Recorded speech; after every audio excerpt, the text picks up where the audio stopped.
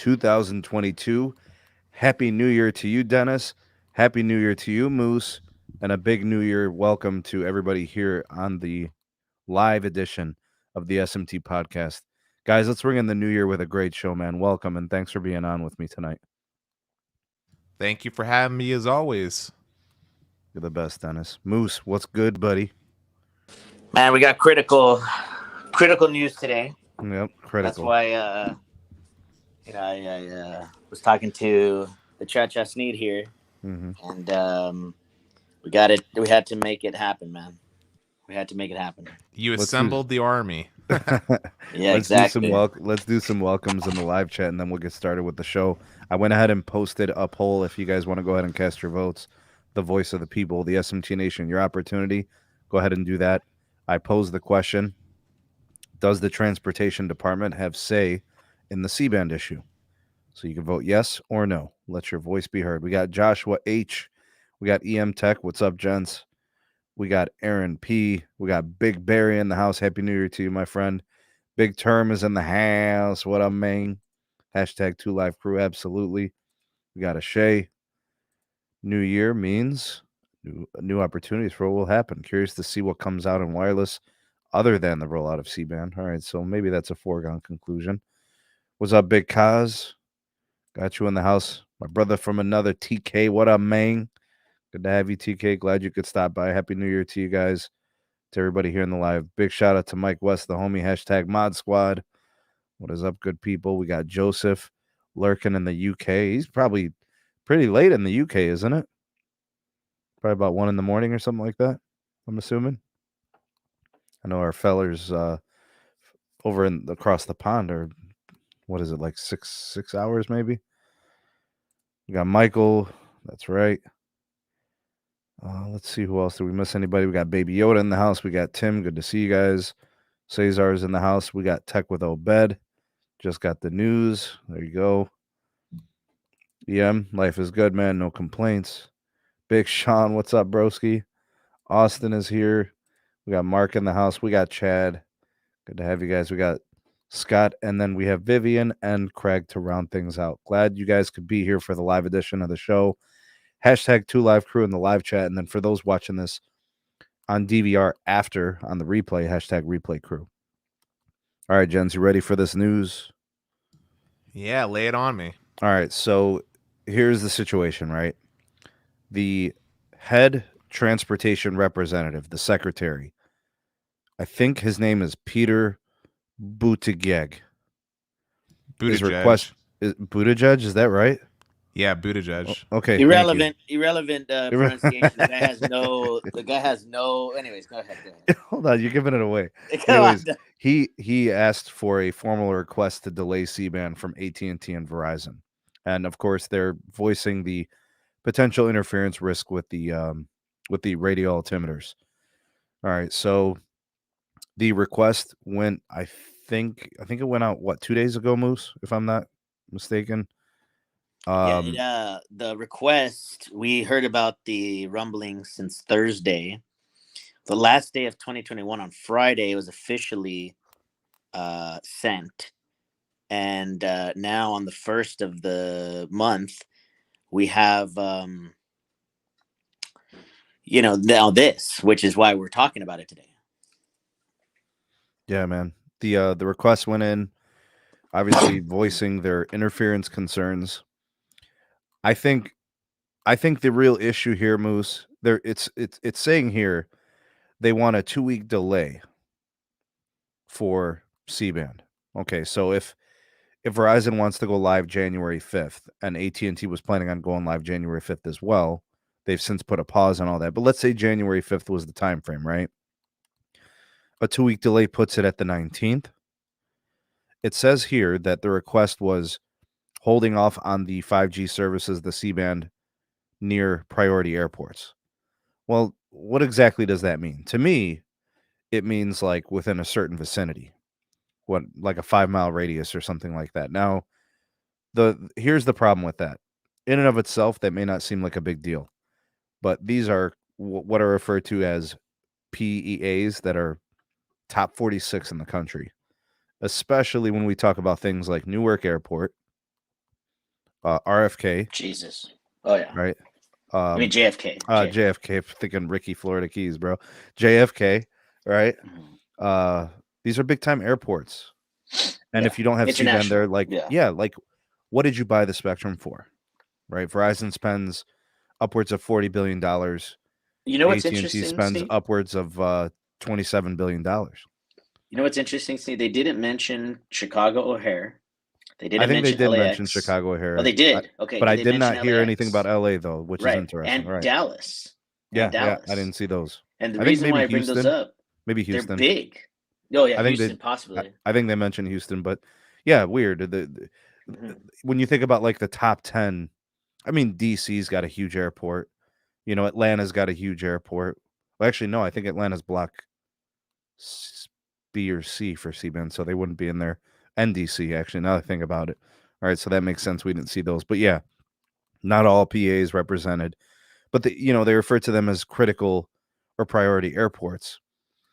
So the proposal minimizes and spreads the short-term economic and operational burden, while permanent fixes are rapidly put into place. See, here's the problem. This guy's trying to call shots in something he has no control over, right? I don't know who this guy is. I know nothing of his history. Some of you may know. Some of you may follow the transportation secretary. Some of you have been following the politics of whatever goes on with these organizations and these agencies. I don't. I don't follow them until the stuff happens. Like now I'm going to look into, this secretary and all these other groups, the FAA. I never thought about the FAA before this, but now I do. So as coming across it, and I can tell you guys, they don't have any say on any of this. So when I looked at, when I put up the poll, some people might make the argument that, yeah, they have a say in this because it impacts aeronautical operations and flights. Well, I'm gonna say this. I'm gonna set a precedent real quick. If they have a say in it, then the U.S. Department of Education has a say in it too. Okay, because internet connectivity is needed for the students. And how about we throw in the U.S. Department of Agriculture, since I agree. I most agree, smart Dennis. farms out there need agree. internet connectivity. I agree. I know. You're making the mockery of it, and I think you're right to do so. They're clearly and you know what? Honestly, man, I think it's just a sign of the times. People not staying in their lane. Like this. Like this is a kick in the nuts to the FCC. This is basically them saying, you guys don't know what you're doing. We need to call this shot for you. Well, Sneed, you got it wrong. What nuts does the FCC have? Actually, apparently they do. I have good news for you, my Frank. The Oh? good news is that the FCC told them to buzz off. The FCC said you don't have the right to do so. So here's the reply from Commissioner Brendan Carr, who I follow on Twitter. And by the way, for an FCC commissioner is actually an incredible follow on Twitter. All right, so he said, yesterday you wrote a letter to the wireless providers that have been licensed and authorized by the FCC to deliver 5G service over C-band. And he said, after years of work and tens of billions of dollars of investment, these providers are scheduled to begin the safe and lawful delivery of C-band services in 4 days.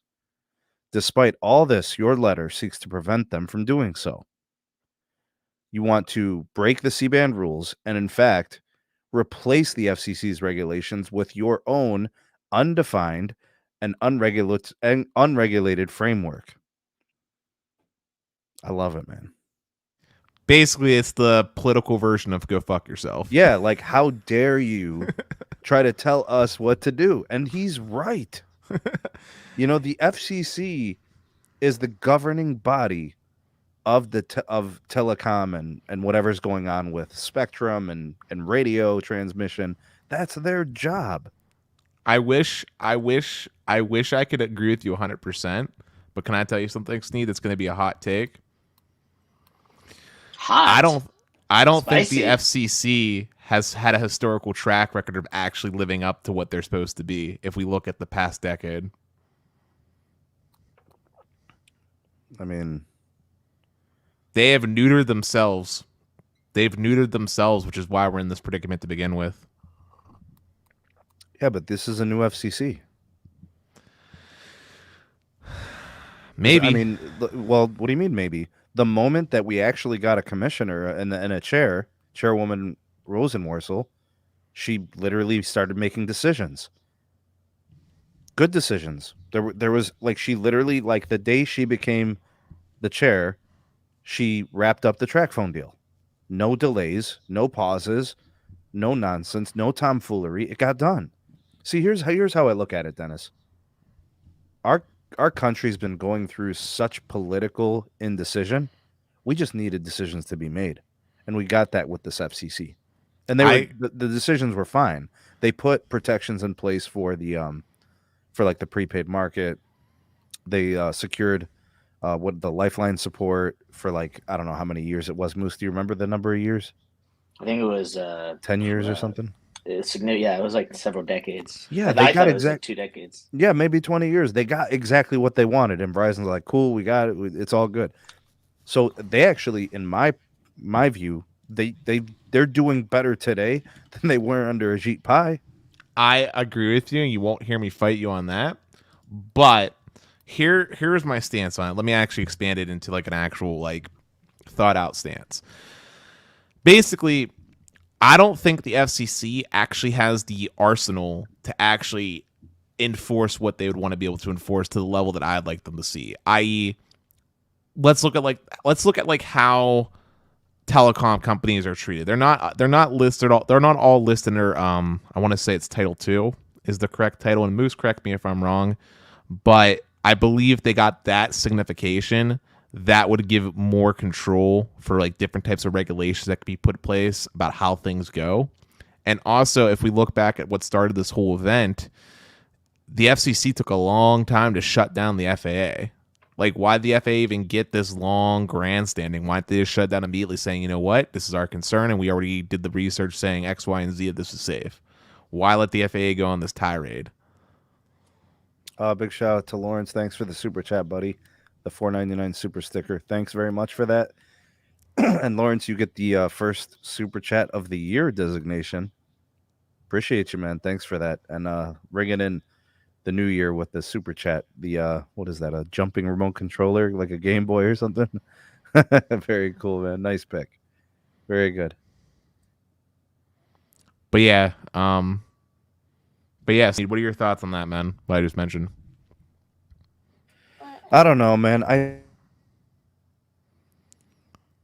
Oh, did my internet cut out, or is that you? No, it was me. I just had to mute for a second. Oh, sorry. Look, man. Here's what I'll say about this, like the FCC and these particular things, like the FAA. Every agency, every governing body wants to make a power play. They want to pull, right? They're trying to make grounds and get power, especially when it's under something like say, for example, like a new administration. So I'm not surprised to see this happening. My only issue and concern is that you could clearly see the FCC did not want to make this public as it's gotten, right? But there was no way around it. It happened. Why the FCC wasn't able to kind of push back on the FAA on this? Because we really haven't seen that, right? Right. Dennis, that's basically what you're saying? Right. But they clearly pushed back here. So I don't know if it's something internally with the FAA. Maybe there is certain things happening. Maybe there are things that are being worked on. I just don't see how the way that the transportation secretary framed it, he said we'd like a delay for 2 more weeks. So what gets solved in the next 2 weeks? Like, what does that 2-week delay do? Are altimeters going to magically be modified, retrofitted, and updated? Are the terms that the carriers are going to use, are they going to change? The FAA clearly said they weren't good enough. And the carriers said, that's it. We're good. That's all we're willing to do. What was going to change between now and then? So I I'm think not saying. so here's why I think that the secretary from the transportation department got shot down so quickly and why it was easy, because they don't have a leg to stand on. I think at least the FAA, being the governing body of equipment, has a leg to stand on. Here's the transportation secretary, who clearly doesn't understand the issue, comes in and kind of gets checked. So they were easy to check. The FAA is a different story, right? The FAA actually has the authority in like equipment testing and the installation of altimeters on nationally deployed aircraft. So it's like, that's why I think they kind of tiptoed around the FAA piece. Okay, that makes sense. But what about the other part that I was talking about the fact of how telecom companies are, well, literally listed and regulated. They're not treated as Title II entities. I'm not sure. I don't know. Big shout out to Chanel Lawrence with another super sticker. Thanks. This time with the fox with the brush. Appreciate you, man. Thank you. Another one. And I do like what Sneed said. It was a massive check. It was like, you're not in your lane, stay in your lane. You're talking about transportation. What the hell are you talking about? FCC related business, you know? Worry about the infrastructure bill. Worry about other things. This is not in your purview type of thing. By the way, the poll is hot right now. 73 votes, and we're at a pretty high number here. Look, I'm not trying to take away. I'm glad the FCC did a positive action in the right direction with putting the person in check, right? My main point, and I wasn't trying just to be like what's the word I'm looking for here, devil's advocate or anything. If you ask me to put my faith in the FCC, right, to actually both have the will and the actual power to resolve this situation, I personally lost faith in them a while ago. I lost faith in them probably back in around 2014 even, honestly. And that was before Ajit. Oh, with Tom Wheeler. Wheeler. Oh, shit. Okay. Yeah. And the thing that started making me lose faith, if you're wondering what the instigating thing was, Moose, is do you remember when T-Mobile deployed or started doing binge on? Yeah. That was around 2014, if memory serves me correct. To me personally, that was an affront to what net neutrality established, because I was a firm advocate for net neutrality. And that was like the small little thing that kind of started happening, right? Or we can look at instances where ISPs like Comcast were double charging providers like Netflix to get priority use on the network, right? Or not priority is the wrong word, but they started double charging for their services, right? Forcing Netflix to pay in order to get their equipment installed. That way that Netflix consumers could have a better experience streaming, right? Little things like that started happening under the FCC's watch back in like 2014, and then gradually over time things got worse. We started seeing them allowing throttling, hard throttling on cell phone plans, just straight up hard throttles. We started seeing other things that happened, and it just kind of unraveled itself until we saw net neutrality die under Ajit Pai. It eventually led to that, right?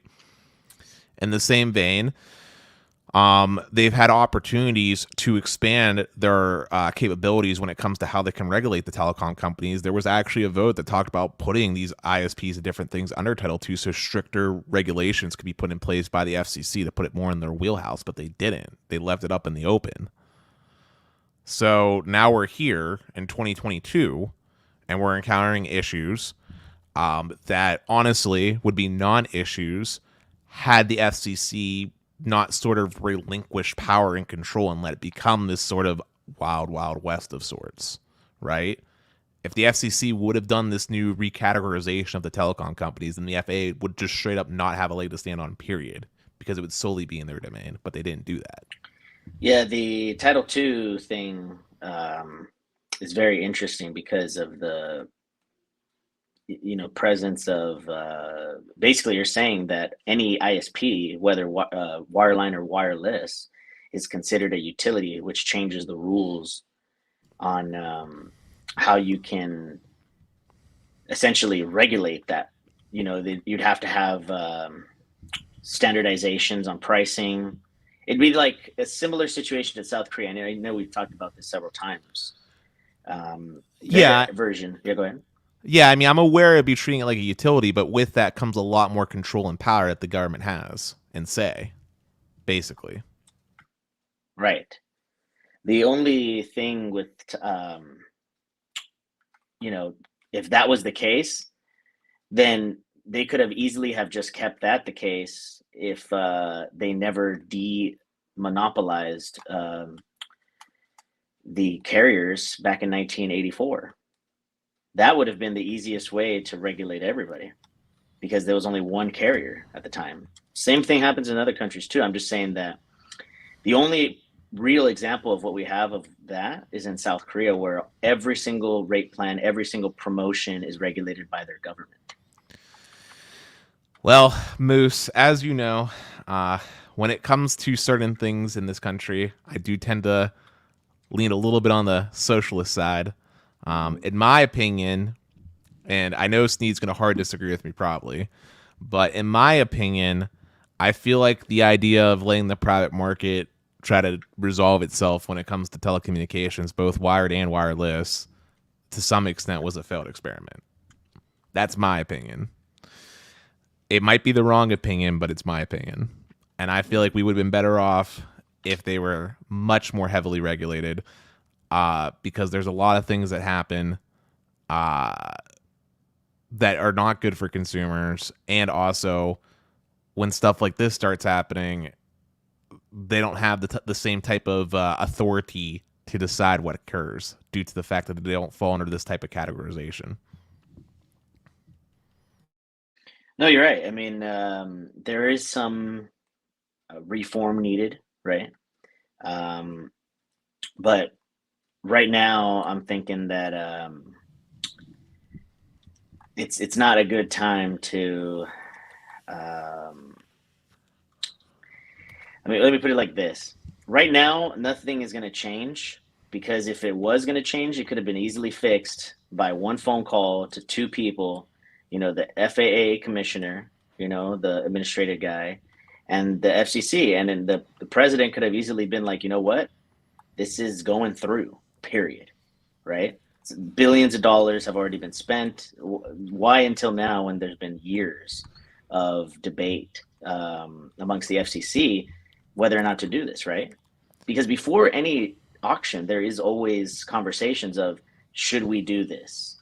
Should we open up this type of spectrum? You know what I'm saying? Well, Moose, if I might chime in, I mean, to reinforce your point, 258-page document that includes all of the testing, all the safeguards, the guard band, the frequencies, the equipment, all of that has already been established.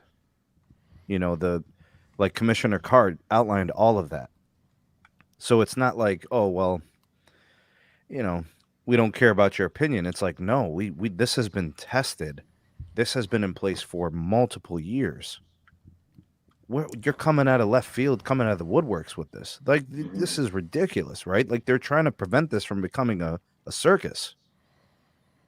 Well, not just that. I mean, you've talked about this before in previous conversations, but how about the fact that the FAA didn't have any problems with all the other countries that had this deployed? Yeah, exactly. And he mentioned that.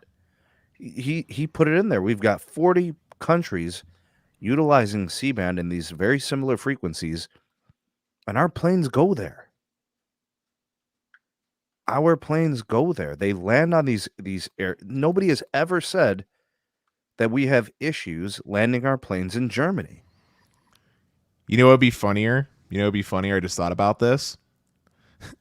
What if they brought up the military? I mean, I guarantee you a lot of the military planes that we have out there, because people don't realize this, but a lot of the military jets out there are probably using these same old school altimeters.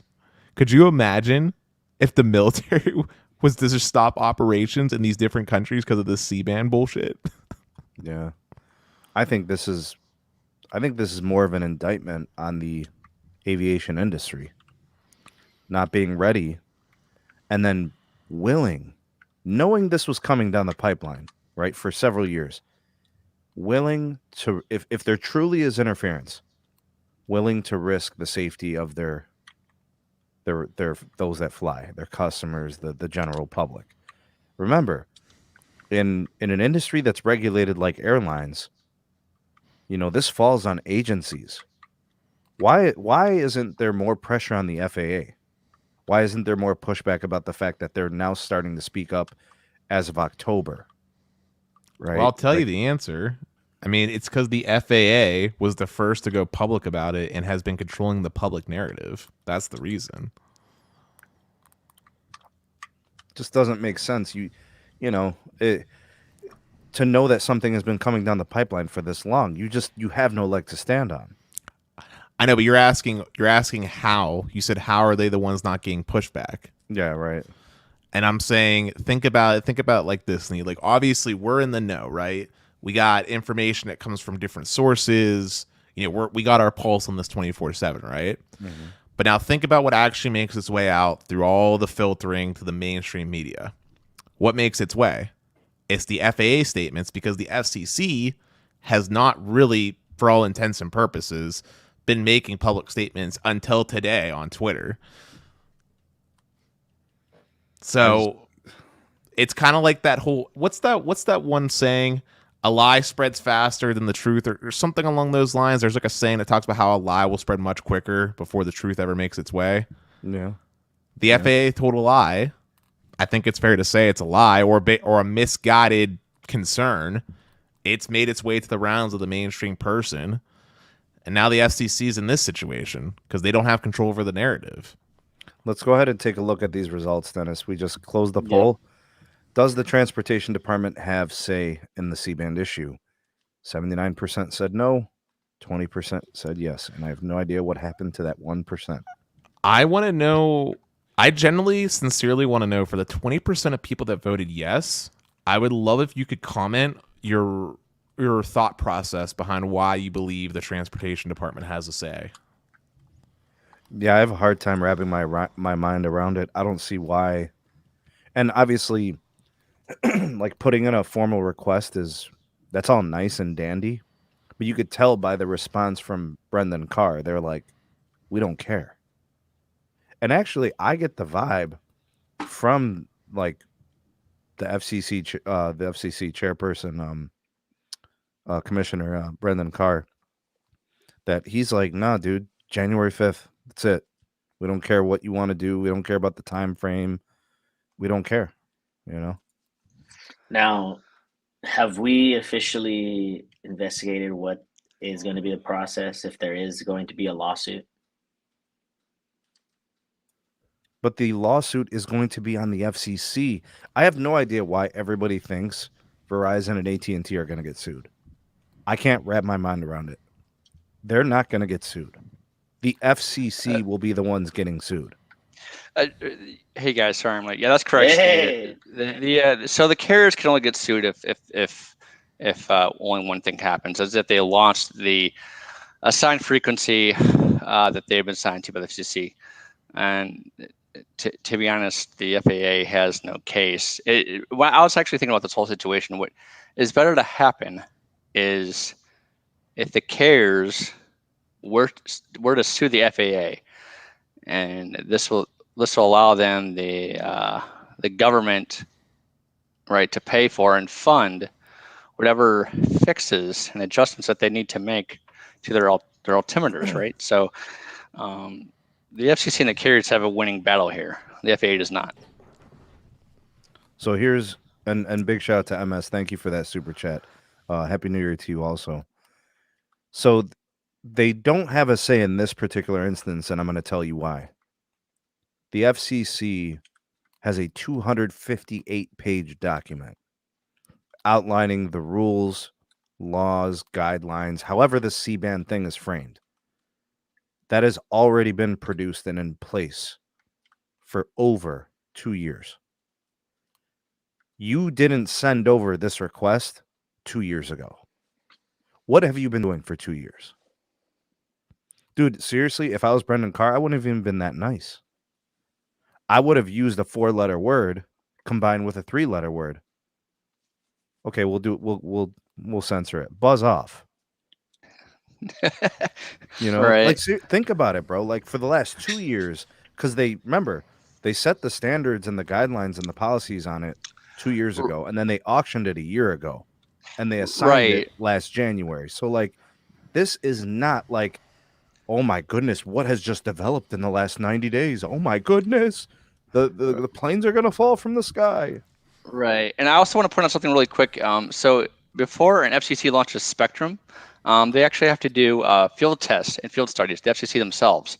That's part of their it's part of their process before they actually auction spectrum. They actually have to test out the spectrum with various field testing and various RSRP tests and stuff like that before they actually put the spectrum on auction. So again, the FAA, like you said, it doesn't have a leg to stand on.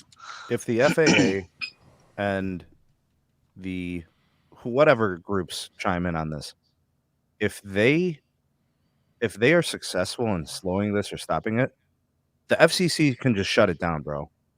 They can no longer exist. They're no longer needed. We could just let other regulatory bodies that regulate other crap just regulate the spectrum too, and the frequencies, all the radio stuff. They're completely overstepping their boundaries. You know what this reminds me of? This reminds me of a situation that it's like having a boss, right? Like you have a manager at a business, and then you have a customer who comes in who's also a manager of a business somewhere else, who comes in and wants to act like the manager of that business just because they are a manager somewhere else. You know what I'm saying? So like, oh, hey, manager of McDonald's goes to Chipotle. Oh, hey, I'm a manager at McDonald's. Let me set these rules and guidelines. Let me call some shots while I'm here at Chipotle. Man, get out of here. It's just so wrong on so many levels. It undermines their authority. It completely disrespects the process. It's actually illegal, right? If the, like, say for example, if the president was to get involved and sided on, these other agencies over the FCC, he could just dismantle the FCC. Then you don't need the FCC. You're not going to allow them to regulate what they're paid to do. Just shut them down. They no longer have any authority. That's complete disrespect. It's undermining the entire process, the legal process.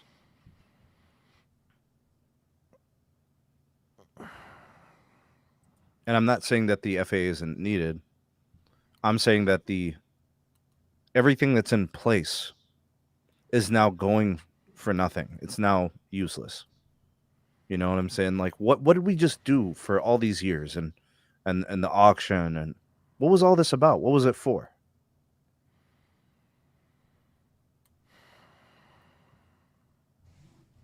It's like going to your mechanic instead of your proctologist. Nice, TK.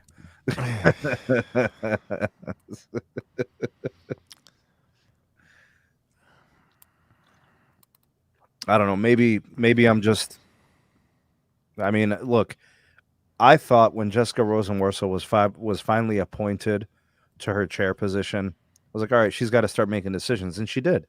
So I thought to myself, okay, well, we're getting decisions made. Let's see how this goes. There's no way that she could be worse than Ajit Pai.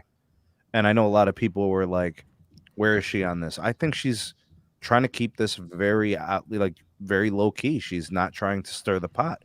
She's trying to find resolution and make parties happy. But at some point, I think she has to take the stance that Brendan Carr does. What do you guys think? I mean, I think she should have took that stance much sooner. I mean, look, I'm going to put it this way, okay, Sneed? There are some people in life, there is no compromise. In fact, there's no justification for compromise.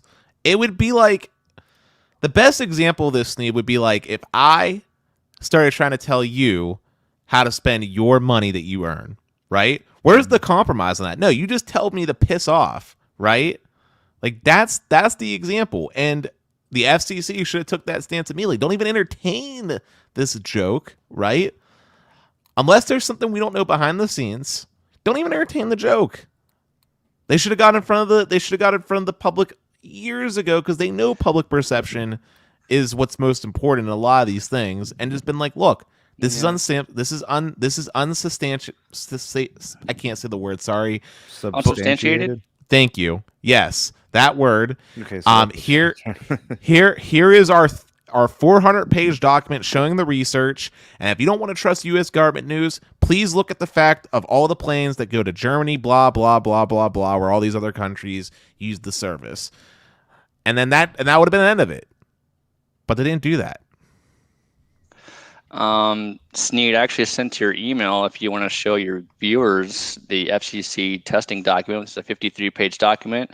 It has all the testing that they did, including the adjacent channels, guard bands. It's got power levels, auto band emissions, stuff like that. So the PDF. Yeah, you can go ahead and show it to the viewers if you want. It's all right there. Dated February 7th, 2020. What's this PDF that we're looking at here?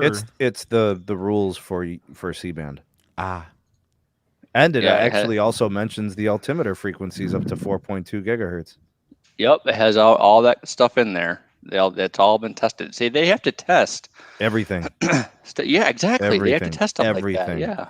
And by the way, there are reports from each of the major carriers who were participating in the auction. They had to provide testing, that the FCC viewed, and reviewed and stuff. So this is not, they didn't wake up one morning and say, we're going to do C-band. It wasn't like, oh, willy-nilly, hey, this C-band thing's got great potential. Yeah, let's do it tomorrow. It wasn't like that. I mean, they even put in how they operated the 2.5 gigahertz in this report. I saw this over to you, Dennis, and Moose as well. Thanks. Appreciate it. Yep. Is this exciting? Is this stuff that is allowed to be read and talked about, or is this this is public. Yes. This is from the FCC public website. Okay. Yeah. So every time, like I said, FCC's, I had to do this when I was heavily involved in RF, right? When they launch new spectrum, especially when carriers need spectrum, they have to test it. They have to go through our vendors like Nokia and Ericsson, right? They have to really, test it because it's like selling a car, right? You got to test the car. Zero cool. It gets even better, dude. Look at these citations. I'm going to read some of them off for you. Look at these citations here. You can put it up on the screen if you want. Yeah. You have the Broadband Access Coalition is cited, the European Commission for General Communication Networks. You have the German Federal Network Agency. Also, what was the other one? Where'd it go? Japan's Ministry of Internal Affairs and Communications. The TRA from the United Arab Emirates, where they also use C-band in the spectrum frequency range. The Australian Communication and Media Authority. All of them cited as case studies. Here's a little bit on the satellite operations. Dude, they got it all covered. 185 pages worth of reading for you guys. I'll go ahead and post that for you guys if you like. I'm skimming it right now. Here's the testing from AT&T from 2019. 2019. Yes, 2019. That was that'll be 3 years. Yep. Here's one from, where's the other one I just saw? I mean, it even shows here's the one from Verizon. Right, here's the one from T-Mobile. Here's their testing, their report. Yeah, but it even shows it in phases. It talks about before transition, after dude, there's even stuff outlining this information too. Yeah, see, here's the thing, and this is why I'm glad Zero Cool shared this.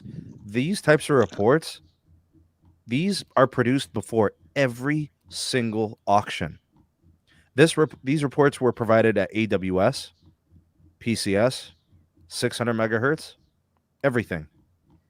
Every single time there's an auction, these types of documents are produced and then made public, and they're reviewed. Right? And I mean, that's why, when you guys hear the tone of my voice in those videos that I do the updates, and I refer to this as a charade, because they're taking the process and they're ripping it up into shreds and little pieces. Why do we produce 258-page documents only to not accept them as valid? That's what the FAA is doing. That's what the Secretary of Transportation is doing. They're saying to the FCC, you're not competent. Stop this. Seriously, that's what this is. I'm appalled. I'm offended. And this is disrespectful. It's The FCC, disgusting. Brendan Carr is like, disgusting. put some respect on my name. You know, he had the baby moment, you know. I'm not worried about it. It may be delayed by another couple of weeks if the FAA gets. But zero. See, Cool, here's the what thing. gets accomplished in 2 weeks? My point is nothing. But the only thing that FAA can do is delay, right? So here's the other point that I want to make. Unless the carriers, and I don't think, there's no like formal writing or anything, right? But unless the carriers agree to reduce their transmission power levels, right, their TX power levels, they can operate at full power. There's nothing telling them. The only person, the only entity that can tell them to do that is the FCC. Well, they already agreed to reduce their power, didn't they? Verizon and AT&T agreed that they would do it. So. They I think that was just a public ploy. I do too. I think Zero Cool. They knew. Stick. They knew if they went from 72 to 62 dBm, it wasn't going to make a big difference. The tower grids are tight enough. You're right. And to be honest with you, it's just reducing. It's not just reducing power. I mean, it's more than that. That's just like saying, oh, we're gonna, watch out for your. That's like saying we're just gonna watch out for your airports, right? It's a lot more than that because you have. Think about when a plane has to, do a descent, or when they have to lower their elevation, right? Or when if they have to make some emergency move aerially, right? So it's more to that than just reducing power. There's ADT, there's other things, other factors, And again, what about all the people on the planes, the customers on the planes that may have C-band phones, right? So I don't think the FAA is going to get anywhere. I think this is going to be. What's the power emitted from a phone? That's like it depends. It's only from like a quarter watt. Is that enough? Is that enough to take down a plane's altimeter? No, absolutely not. You see what I'm? See, like I don't even know. So here's the thing. Okay, so Zero Cool. Do I have any RF experience? Yeah. Am I a certified RF engineer? Well, no, but I mean, you know more than the average customer. But I'm still a common person. I have not been formally trained or educated in RF. I'm an enthusiast, and I know that. Yeah, right. Yeah. And here we are, and they're trying to play us for fools. I mean, look at Commissioner Carr's terminology. He said you're ignoring the science, you're ignoring the engineering, you're ignoring the physics. Like that's exactly right. Yeah. You know that somebody came onto my Twitter space last week. I forget his name. It was Brother something. He was a nice guy. He was a ham radio operator. And he asked like 3 or 4 really good questions that made me think about the whole C-band situation.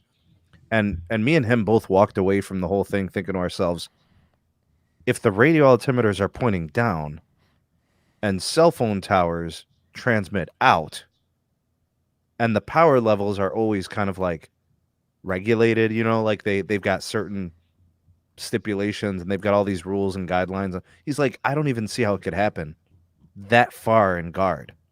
Right? Like he doesn't even foresee the thing. And I was just like thinking to myself, I'm like, he's right. Like, but Sneed, you're ignoring the most important thing. My feelings. My feelings about it. Everybody got feelings. Everybody's got feelings, bro. I mean, in my feelings, the sky is purple. Clearly, that's the truth. Yeah, man. I'm sorry. I just had to pull us from the seriousness. I think we beat it like a dead horse, and we can clearly acknowledge that the FAA is full of jackasses. All right. I wanna. What about January 4th? Hans wants to throw a party, dude. I was gonna say, yeah. I wanted to ask what the ramifications would be, just to steer the topic a little bit different. Ooh. What would the ramifications be to just in general if worst case scenario happens and Verizon and AT&T can't use C-band? Ooh. For how long? C-band, it's for how long? That's a good question too. All right, I'm gonna go really nuclear on this. Let's just say it's a year, a whole nother year. Oh. One full year, 2023, when the full 100 megahertz is available, or like the full 280 is available. Yeah, like what would the ramifications be? What would the impact of that You know be? what the ramifications would be? You have to redo auction 110. Yes. No, wait. I got it. T-Mobile will catch up. There you Yes. go. Yeah. No. Joking aside, like let's just say the worst case type of scenario like that did happen. What do you foresee like companies like AT&T and say Verizon doing? Do you think they'd go really hard on this most upcoming auction with the 2.4 gigahertz that's going to be auctioned off? I actually, if that did happen, to be honest with you, I'd just see like the status quo, just waiting until it becomes available. To be honest, I'm telling you, dog, we got to re-auction 110, the DoD spectrum. You have to, because Verizon will go 40 megahertz national, and so will AT&T. It changes everything. Which DoD spectrum, by the way, are you referring to? 3.4 gigahertz that just finished. Mm-hmm. Gotcha. And it's being assigned now, right? We should know what's happening in probably the next 10 to 15 days. I would even go as far as to say that the entire last couple spectrum auctions you need to Can you guys see why the FCC is not going to let this stop? There's too much at stake. They literally accepted $11 billion in early clearing for the spectrum. Right, and imagine this: like if we got the upcoming 108 auction, the 2.5 auction coming up. Can you imagine if the FAA is going to complain about that or future spectrum auctions? What if they complain about future millimeter wave? You know what I mean? So it sets a really bad precedent. It really does. Big shout out to the son of no one. Thank you for the super chat. Appreciate it very much. Happy New Year to you as well. Thank you. You got to re-auction everything. I don't know how far you would go back, like Moose is kind of alluding to, but you definitely got to go back to 110. Also, because doesn't that change the money amount? Doesn't it generate less money? Like C-band generated $81 billion. I bet you it wouldn't surpass $40 billion given all these issues. I would really like if they re-auctioned 110 with more spectrum, because if hypothetically this altimeter situation gets fixed and there's new altimeters everywhere, the guard band can be reduced just like Europe to only 20 megahertz. You can make another spectrum auction out of the guard band if they would just upgrade their stupid altimeters. On a side note, thank you, Steve. You read my mind. I wanted to highlight what Vivian commented here. This is honestly the worst thing about all this. If any other additional delays do happen, read it out. Read it out for the people who are on audio only. It said, so Vivian commented, to me, the most offensive portion of this entire debacle is if yet another delay for people in underserved areas to get proper home internet. They can't fully participate in the modern world. Vivian hits the nail right on the head, in my opinion, especially for a country that likes to value its democracy. You can't be a functioning citizen in the democracy without an internet connection. I know that's probably going to be a more controversial stance than it should be, but rashly thinking, it's not, Dennis. It's not controversial at all. You can't compete without a reliable internet connection. Well, I'm saying you can't even be an informed voter without a reliable internet connection. Yeah, you can make that argument. It's true. Yeah, and I mean, like, more spectrum equals more towers built, right? So, I honestly think we'll be okay January 5th. I really believe that. I haven't seen anything. I mean, the carriers would have put out something by now, if not a launch for January 5th. They would, they usually like to plan stuff in ahead. If they can't launch something on January 5th, they'll let people know. Bro, Hans is ready to throw a party January 4th. Yeah, I don't blame him. I mean, I would too. I mean, break out the leather crocskin shoes, right? Jesus. Also, Sneed, I know you were a little bit preoccupied, but I wanted to ask you a question because we didn't really talk about this too much. What were your thoughts on what me and Moose were discussing with the idea of the telecom companies being treated as a title to utility? I mean, are we ready for that now? Yeah. Or well, now I feel like the boat sailed, but there was an opportunity for it in the past. The FCC had the opportunity to recategorize them under Chairman Powell. To be honest, I would love to have your electricity come with the internet. You know, we need both, right? We need electricity, we need internet. You can't have, just like we need water, right? So well, how's the electricity and the internet any different now? They're basically equivalent, aren't they? Same thing. Yeah, exactly. Yeah. Might as well. Yeah.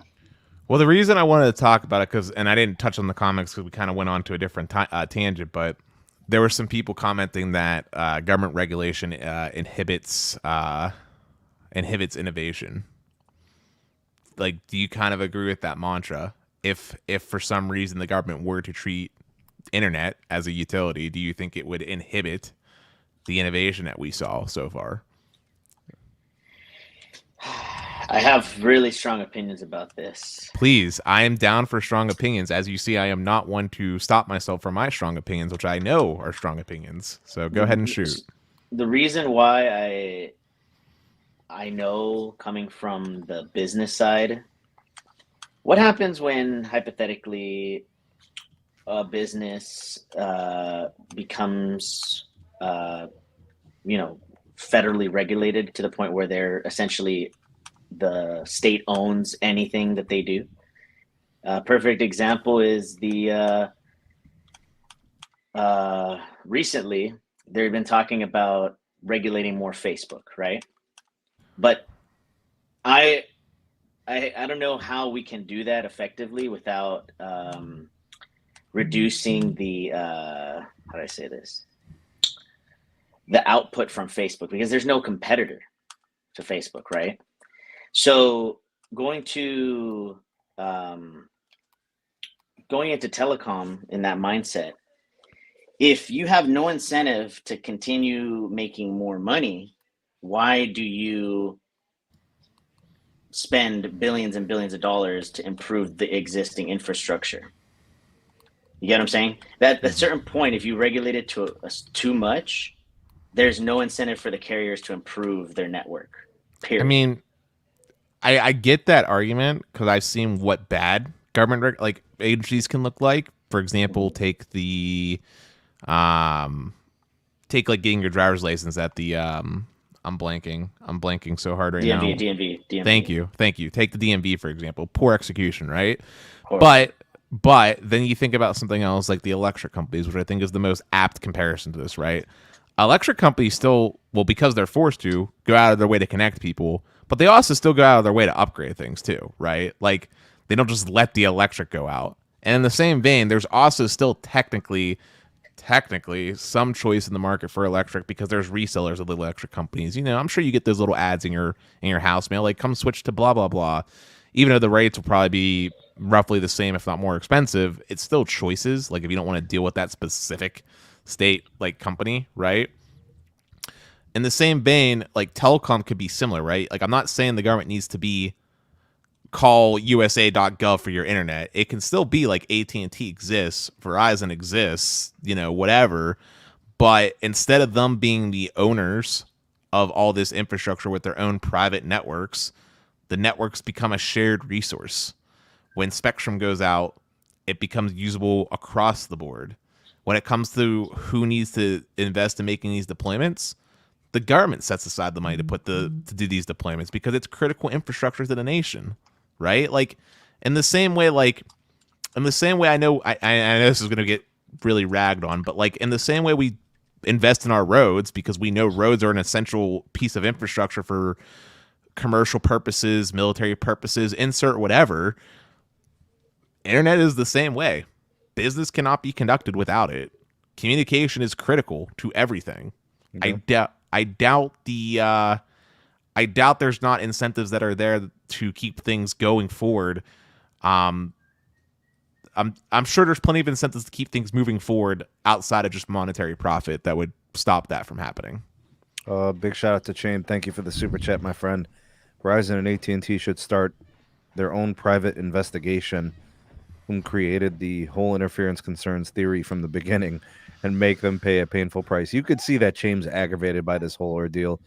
Most definitely. I don't know if there's one person to go after, but clearly it's an agency thing. Absolutely. It truly is. Thanks, Chain, for the super chat. Appreciate you. Bobby, good to have you. And another super chat. This one from Texas Marine.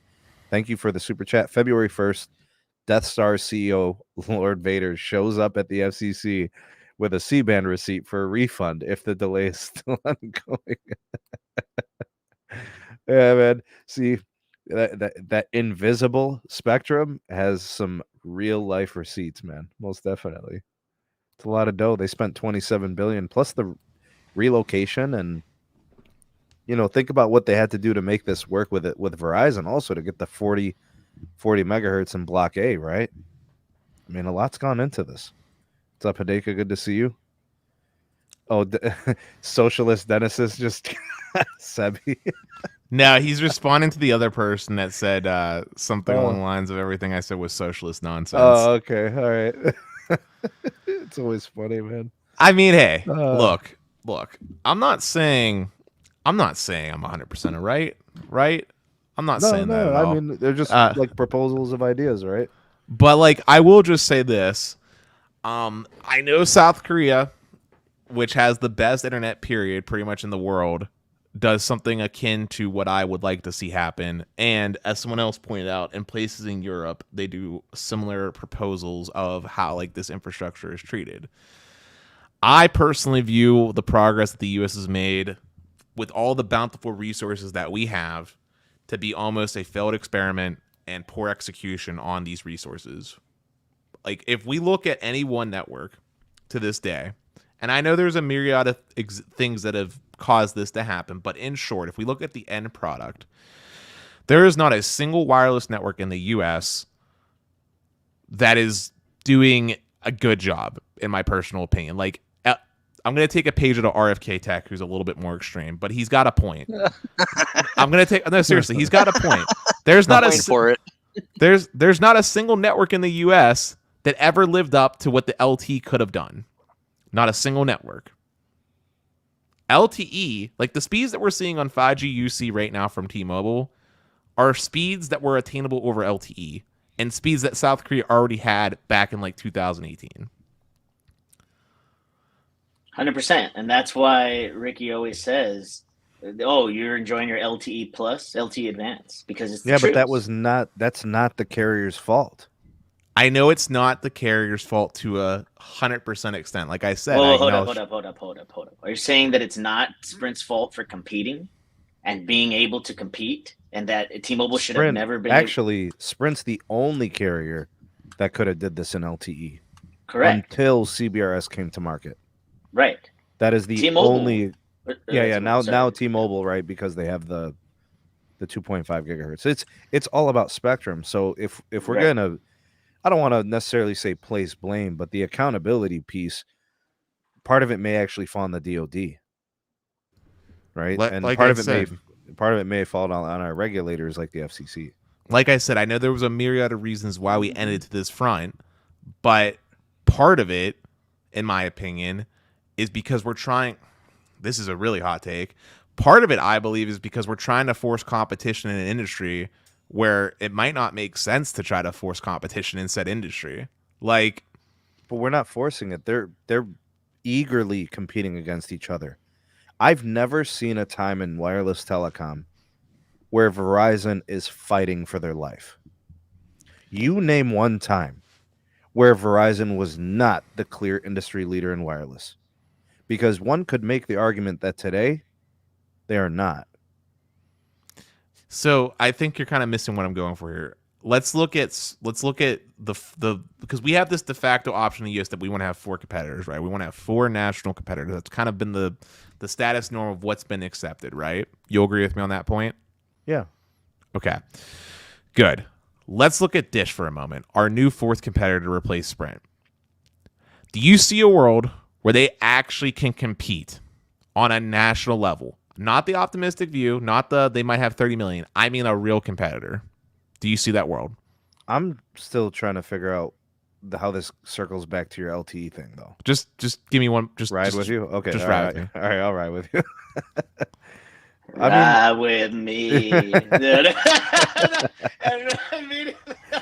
Honestly, Dennis, I kind of agree. I don't see a day where Dish can have the same number of subscribers as the other three, but compete, meaning pricing, network availability, network quality, and like usage of the network on a commercial scale.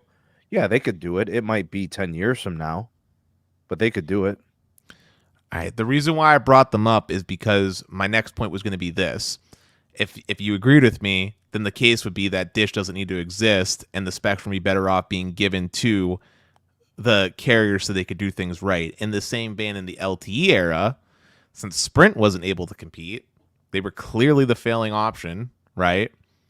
Their spectrum assets, instead of just being sunk in Sprint and then later being acquired by T-Mobile, should have just been given to the carriers to deploy 2-3 strong networks that actually are able to meet the needs and specifications of what was set out.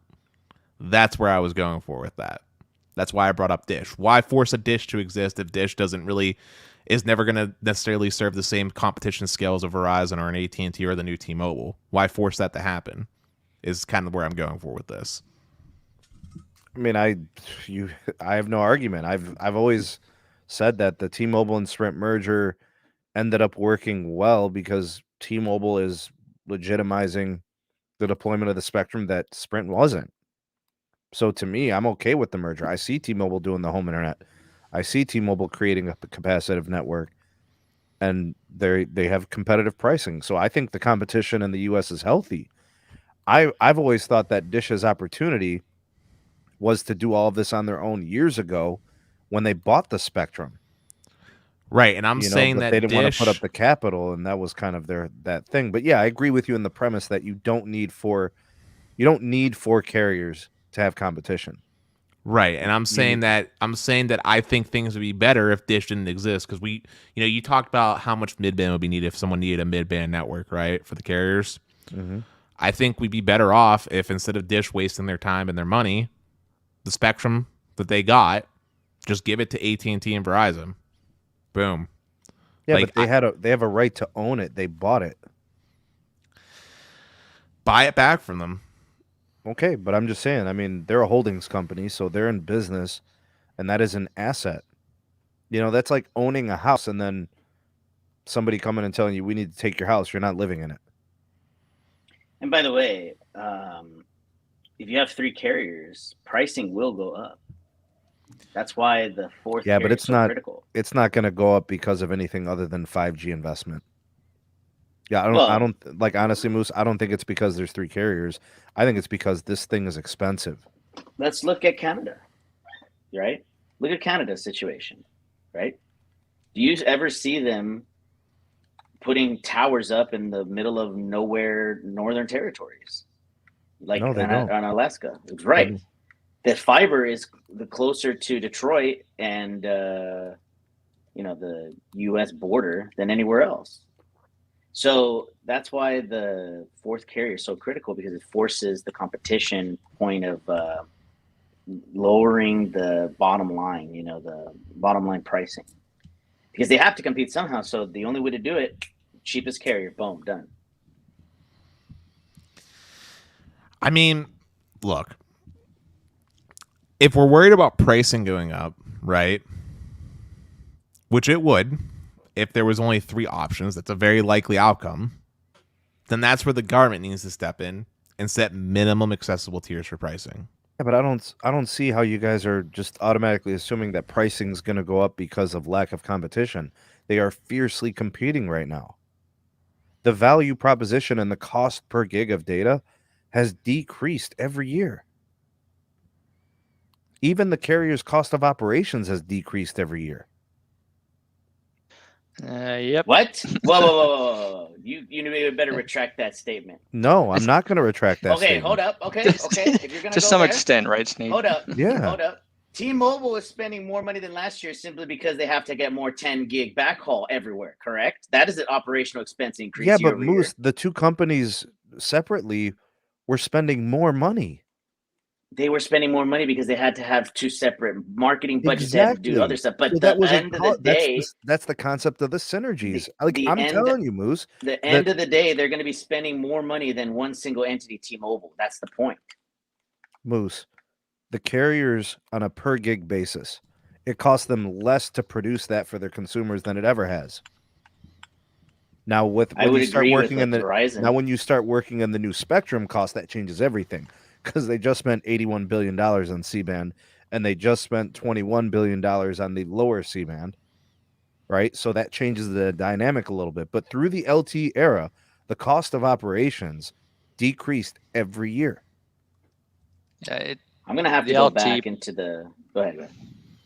The LTE price is, the cost per gigabyte, right, is a lot less. But the for as far as the synergies go, the OpEx, right, the operating expenditures, those going to increase, but you're spending a lot less than having to compete with a carrier such as Sprint than if they weren't there. Like, you know what I mean? So I would argue that the thing that's hurting carriers is spending $1,000 to get somebody to switch to them. That's hurting them more than all this other nonsense. Yeah, I agree with you. Why is that an issue? It costs $1,000 to switch a line from Verizon to AT&T. It costs $1,000 to switch a line from T-Mobile to AT&T. Has anybody researched how much it costs a South Korean carrier to get a customer?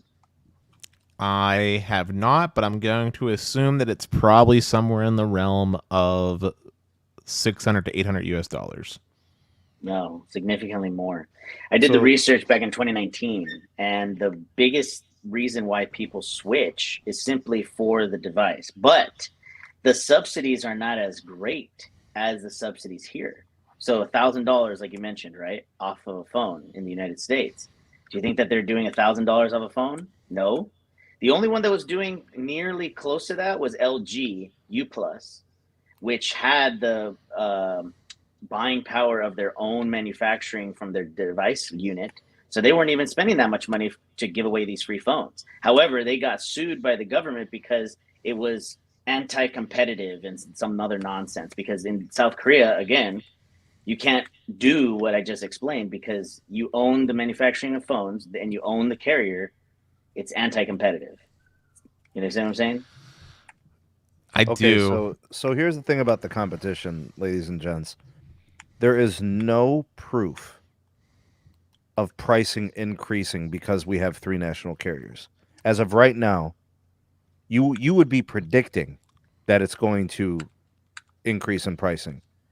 And you have no proof that it's guaranteed to happen. Because as of right now, the pricing of plans, the paying to switching, the subsidized devices proves you wrong. You are predicting that the pricing will increase, and you have no fundamental basis other than the principle that less carriers means less competition. I also want to bring up three really important points to three different comments that have come in. First, it's to Rajesh. If Dish gives up, what will happen to Boost, Ting, Republic, Gen, etc., and their SAT business dining? Where does Dish go?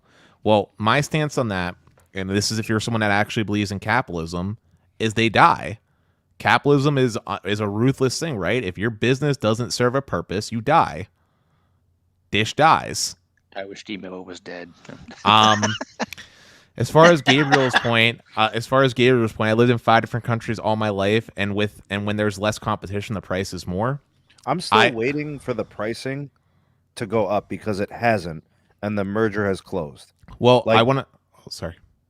That's all I was going to say is that there's no indication of pricing going up. You would be predicting it on the principle and the premise that we lost the carrier, therefore pricing is automatically going to go up. I'm not seeing it right now. It's not happening. Does it happen in the future? You're predicting. Go ahead, Dennis. But to Gabriel's point, I've been to 10 different countries and stayed within them for various lengths of time, including South Korea for a month. And I can tell you right now that data plan costs are significantly cheaper in almost all of Asia. And South Korea specifically only has two real choices. And then in other places in Europe, they also don't necessarily have as many choices as we do. And the second thing I'm just going to bring up, and this is within the US, is let's look at hardwired line businesses, right? Technically speaking, most people, quote unquote, have choices for their home internet. You have cable, you have DSL, you have 2 satellite options, three satellite options, and you have your wireless. If you want to talk about having Starlink, yes, Starlink Viasat. It's not readily HughesNet. available yet, though. Well, Starlink. Let's just assume it is Starlink, HughesNet, Okay. Viasat. You have lots of choices for home internet, but yet in the home internet space, in the fixed space, costs are astronomical because you only have one actual good competitive option, only one, and that's usually your cable company, right? DSL doesn't matter. Them existing doesn't reduce the price in any significant or meaningful way, right? So you'd be better off only having 2 real choices, say cable and fiber, than having 10 different wireless options with HughesNet, Viasat, maybe a WIS, insert whatever, that are all non-competitive options, even if they're offering you a lower price. That's where I was going for with that. Okay. Real quick, prices for cell service, 1997 to 2021. It is 52% lower, the average cell phone bill today, than it was in 1997. You guys can go pound sand. This is ridiculous. It has gone down every single year. Here, 1998, minus I agree. 5%. 1999, minus 11%. 2000, minus 10%. 2001, minus 10%. There were some years where it was dropping 10%. It is now dropping anywhere between 3 and 2% every year. The only way it's going to go up is going to be from 5G investment. I know the principles of economics. I've taken economics coursework. I understand. The only reason United States telco pricing is going to increase is not because we lost Sprint. It's because of 5G investment. CapEx has continued to increase every year. AT&T's at $23 billion approaching. Verizon's at $20 billion approaching. T-Mobile wants to increase, I think, up to $12 billion, which is uncharacteristic of them, right? So they're all increasing. That would be the only way pricing would increase. It is irrelevant to how many carriers we have. They are fiercely competing. Eugene wants to compete. Hans wants to compete. Stanky wants to compete. Look at the plan pricing. Moose, is AT&T plan pricing the same or cheaper or more expensive over the last 2 years? If you include the discounts, yes. It's more attractive now to switch from an older legacy plan because you will be getting a significant discount. I do agree. Yeah, it's cheaper. I mean, these prices, especially AT&T's recently, were right on par with T-Mobile's, right? So, all right. Well, there we go. I mean, what do we? Okay, and then the second piece of this is why haven't carriers increased pricing? Is because they haven't had to. Their operational costs have decreased in the LTE era. Also, they've become more efficient. Their ARPU is high, and their cost of operations is getting more economically beneficial. They're finding ways to make more money. Go ahead, Dennis. Also, Moose, Zero Cool. Tell me if I'm wrong on this, but the cost to actually provide a line to a consumer for the MNOs is only something like $8, is it not? Maybe even less? How much you're saying? So $8 for MVNO? No, MNO. So an AT&T, a T-Mobile, or Verizon, the cost for them to actually provide that line is roughly $8. That's what I've read. That's I read really that. low. It's low because, one, they don't have to maintain the overhead. They don't have to maintain like the infrastructure. They're just, it's like virtual, right? So and it might be even less. It might even be less now, but it's something like $8. That's the cost that AT&T, Verizon, and T-Mobile have to pay to offer a line. And honestly, most of that cost comes down to different recovery fees and taxes and stuff, which for the most part, they charge on anyway as additional cost to the consumer. So they're not even necessarily taking a direct hit out of their actual baseline cost. The profit margins on these plans that they have are so huge, you guys don't realize. It is like legitimately 97% profit for them, every line they sell. And it's even more profitable on tablet lines. Gabriel, the base pricing that you're talking about, this does not exist, dude. 1997, the average cost of cell service was $50 a line. Today it's $24. I don't know what you're talking about. Base prices going up, dude. I have no clue what you're talking about. Base prices, promo, it doesn't matter. It makes no difference.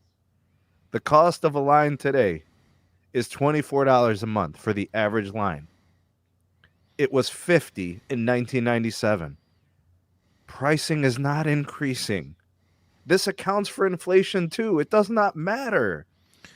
I don't care how you slice it, dog. It's not happening. Well, the reason I brought up the base cost thing for the carriers is because even with inflation, there is lots of room for them to not have to raise prices. That's the reason why I brought up the base cost for them to offer a line of being like $8.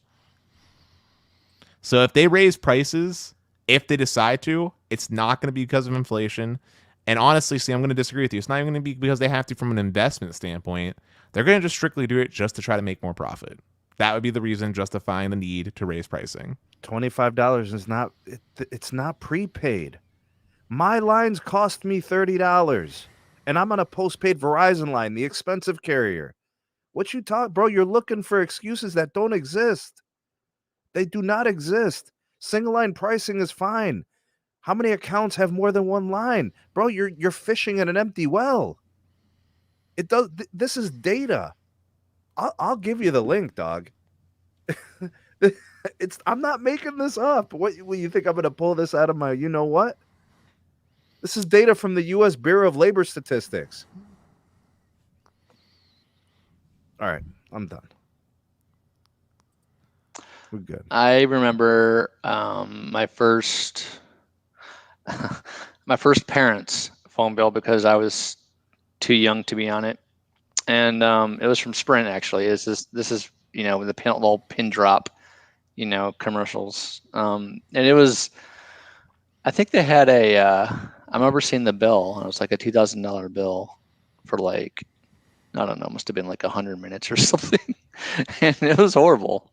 But yeah, I mean the price of data, because that's what we're using is just data, right? And it's especially going to come down, and it's even going to be a lot cheaper, especially when 5G SA rolls out.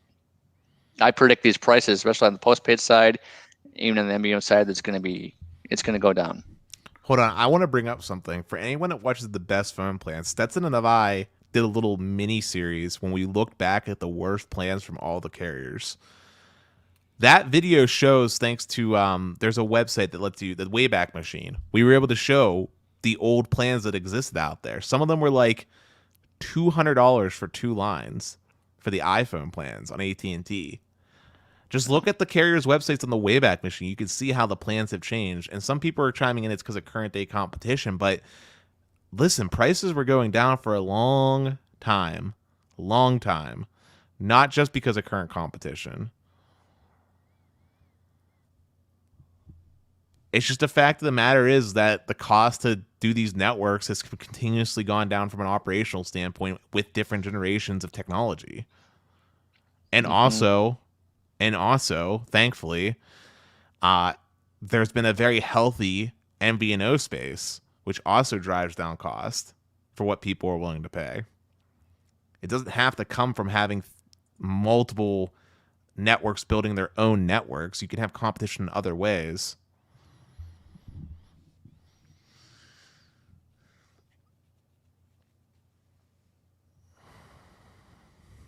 I don't know what like other topics you guys have tonight, but Sneed, how much millimeter spectrum you think is going to be auction next year? I know 1 or 2 auctions going to happen next year, but do you think there's going to be a lot of auctions? Why do we need an auction for stuff that nobody is building out except Verizon? Oh, come on. Go ahead. Explain, homie. Well, it's because it's going to be put to use eventually. Hold up. Yeah, I can answer this. Hold up. If there was more spectrum available, I think that the carriers would expedite the rollout. A millimeter wave? They have 1,000 or more megahertz of spectrum. I'm not convinced. It's not enough. Really? It's not enough. Right not now, enough. It it's needs not more. enough. So no. What I'm saying is, they're not building the sites. Why Yeah. do we need to auction the spectrum? They've had the spectrum for 2 years. Only one carrier is deploying on a reasonable scale. What are we trying to do? I mean, you Spectrum, got a guys hate point. Dish for this. Come on, man. Start calling a spade over here. That's what we do here at the SMT. Stop playing with me. I don't know, man. I think there's still a lot to be done in terms of the sub-6 gigahertz rollout. That millimeter wave is just taking a back seat, you know? There is one auction happening next year on the millimeter wave side. I do not know. I knew that for a fact, but kind of wish there were more. I mean, hold up. I want to go back to something. Moose, how much millimeter wave spectrum do you think any network needs? Well, I would think at least 2,000 megahertz. So 2 gigahertz. I agree. 2,000. Yeah. You need at least I agree. 2,000. Yeah, I agree only because I know that the theoretical downlink and uplink speeds required for like clusters of sites and stuff like that. I mean, if you're just talking a year out, 10 years out, we're going to need at least 10, or 20 years out, we'll need 10. It's just the rate of data is exploding. People are using data. People are using so much data. I mean, look at the guy who's using 60 gigabytes on his hotspot or something. Or people have more devices in their hands. There's 5 times as many devices that are going to happen in 2023. Everybody's going to have like 5 devices per one person, right? So we're going to need it. Yeah, but how many okay, so there's 2 things I want to bring up real fast. One is, let's think about the range on millimeter wave real quick. So by that I mean, think about how many small cells you're going to have in a given area. And 2, how many devices do you think are going to be connected to one small cell? Multiple, I think. Multiple hundreds in a small cell, especially if it's like outside of, like, hypothetically speaking, the Rose Bowl, right? Today's the Utah versus Ohio State. There was probably thousands of people on Verizon and AT&T, and even T-Mobile. But I can guarantee you that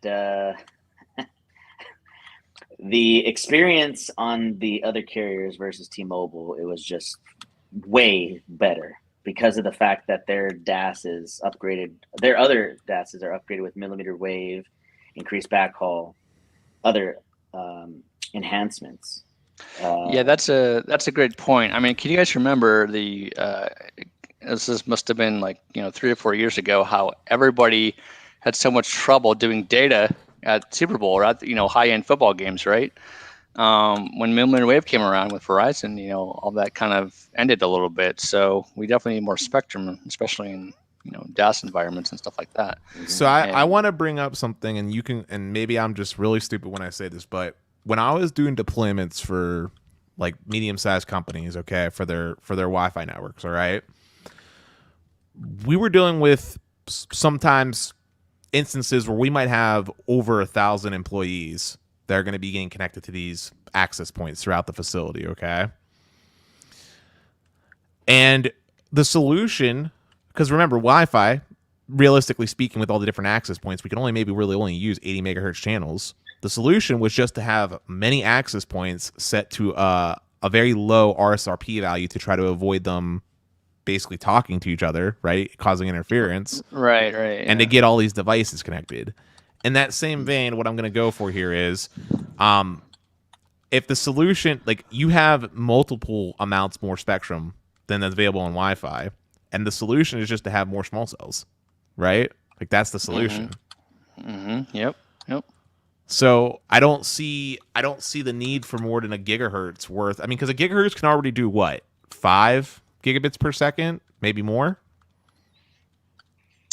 Yeah, but if you think about, I know Carlos did a test. I forget which video it was, but he hooked up, I think, 20-some devices, and that's when he noticed a little bit of a dip in his millimeter wave testing. I mean, people are just going to have loads more devices. That's the way I look at it. We're going to, more devices. These devices are going to require more capacity. Think of like 8K. Think of 16K. Right? Your video is the most bandwidth hungry application, And what's going to be even worse than that, and this is why we need bandwidth, this is why we need small cells, is we have augmented reality, virtual reality coming up. Could you imagine how much bandwidth that's going to take in a 3D environment? A lot worse than your phone. And this is, we're already having discussions about this in engineering. Your VR and AR headset, it takes up, it almost takes up about 100, almost up to 100 times of the bandwidth that's required versus a phone or a tablet. Okay, so we're definitely going to need the bandwidth. We're definitely going to need the backhaul. We're sure as heck going to need the small cells, because we're going to have everybody in the football games in the Super Bowl wearing these ridiculous glasses and VR headsets, watching it from that instead of on the big screen. You know. But I mean, I guess what I'm shooting for here is like, so there's the maximum peak throughput, right? Right. There's that, and then you're talking about, yep. and then there's also the aspect of how many devices you can handle, right?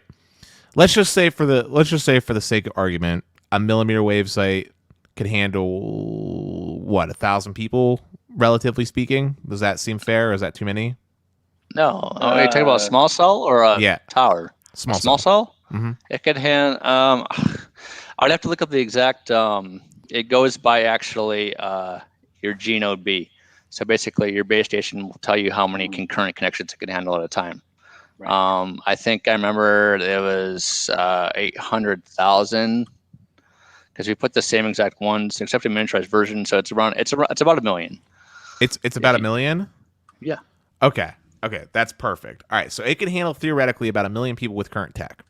With that, that's if it gets to 1 million, it blows up. Right. That's the magic. Realistically speaking, though, what's the realistic number of people do you actually think are going to be connected? And let's just assume that everybody has 4 devices. What's the realistic number do you think is going to actually connect to that millimeter wave site? That depends on how many people you have at an event, like a concert or a football stadium. It varies. It's not about the number of devices on the sites either. It's the task required to be completed while connecting to the site. Exactly. It's like I said, it's the video bandwidth that's going across. Right. I'll give you a perfect example. Okay. Every DAS at every football stadium is rated to cover 200K people. That includes emergency personnel, the food staff people, everybody. Okay. Everybody. So with millimeter wave, it makes the job easier because you have less nodes that you have to upgrade. You get what I'm saying? So, 200K people. Just think about that. That's all your system is supposed to do, because that's the maximum seatage plus emergency plus everybody else that's in the building. Right. Now, okay, the biggest DAS that I know of personally is the World Trade Center Transit Hub, because that place does 1 million people per hour. Yes. Now that is nuts. Now that one has millimeter wave, small cells, macros on the outside. We're talking insanity in terms of equipment, and it's still not enough. Yeah. I'll give you I actually had to do help out with this in engineering when I was at Verizon. So the World Trade Center, not only do you have hundreds and hundreds of DAS systems in and out around the building, the subway system actually goes underground. They outfitted all the rails, right, with nodes, every single one. Wow. It was horrible. Yeah, it was horrible. It was horrible. No, it was really horrible, because the engineering had to go into that and to sync everything up to get the RF right through a subway tunnel it's a lot harder than just open air, right? What we call free space path loss, right? It was horrible. But Verizon got it done. Actually, I don't know if anybody's in New York, you can in the chat that's near the trading offices can say, ride the subway. They'll tell you. I guess what I'm trying to go for here, what I'm trying to comprehend here, is like Moose made a comment that said the carriers need 2 gigahertz plus of millimeter wave in order for them to really get on it to deploy this millimeter wave spectrum, right? And I guess what I'm trying to wrap my head around is I know from experience that I have been able to do a lot with a lot less. And I know it's a small scale version. Like Wi-Fi networks are definitely a much more simplified version of a cellular network.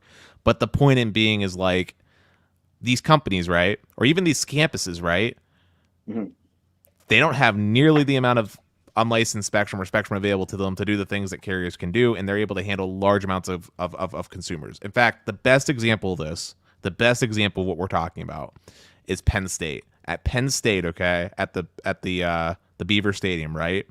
I want to say it holds something like 200,000 people, maybe, give or take. And I know for a fact that the Penn State Wi-Fi holds up, right? Just normal old Wi-Fi 5 was holding up just fine because of how they had everything set up with the access points throughout the stadium, right? And like I said, that's only 80 megahertz channels. Maybe I think a normal access point caps out at around 300 devices, right? And they were able to serve all those people with Wi-Fi, usable Wi-Fi. I mean, the speeds weren't great, maybe like 15, 20 meg, but it was still usable, right? I guess I would ask you, how do you know how many people were doing video at that time versus surfing websites versus an app? Well, I know I know if you look at the Snapchat map, there was everybody posting on Snapchat and Instagram. I mean, it's college kids, bro. Yeah. I mean, I get what you're saying, Dennis. I do.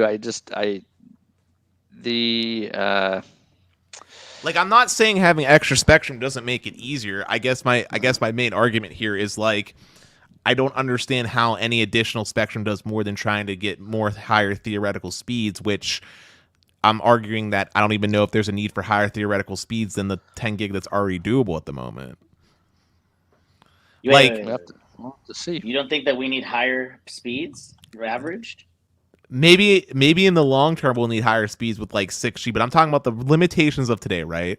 Like realistically speaking, like I'm just going to use the best example. Sneed, you have Wi-Fi 6E, right? Mm-hmm. So Sneed has a clean Wi-Fi 6E symbol. Beautiful, clean spectrum, very wide channels, probably has it 160 megahertz. Not a single device in his household is going to be able to utilize all the tech that the Wi-Fi 6E can do. And honestly, he's limited by his backhaul, which is a gigabit, right? Just putting it bluntly. Man, you call that limitation, bro? Dang. But the point being is that a millimeter wave site, right? Even if you have the extra spectrum on there, not a single device on the market for the foreseeable future is going to be able to handle 2 gigabits of carrier aggregated 5G.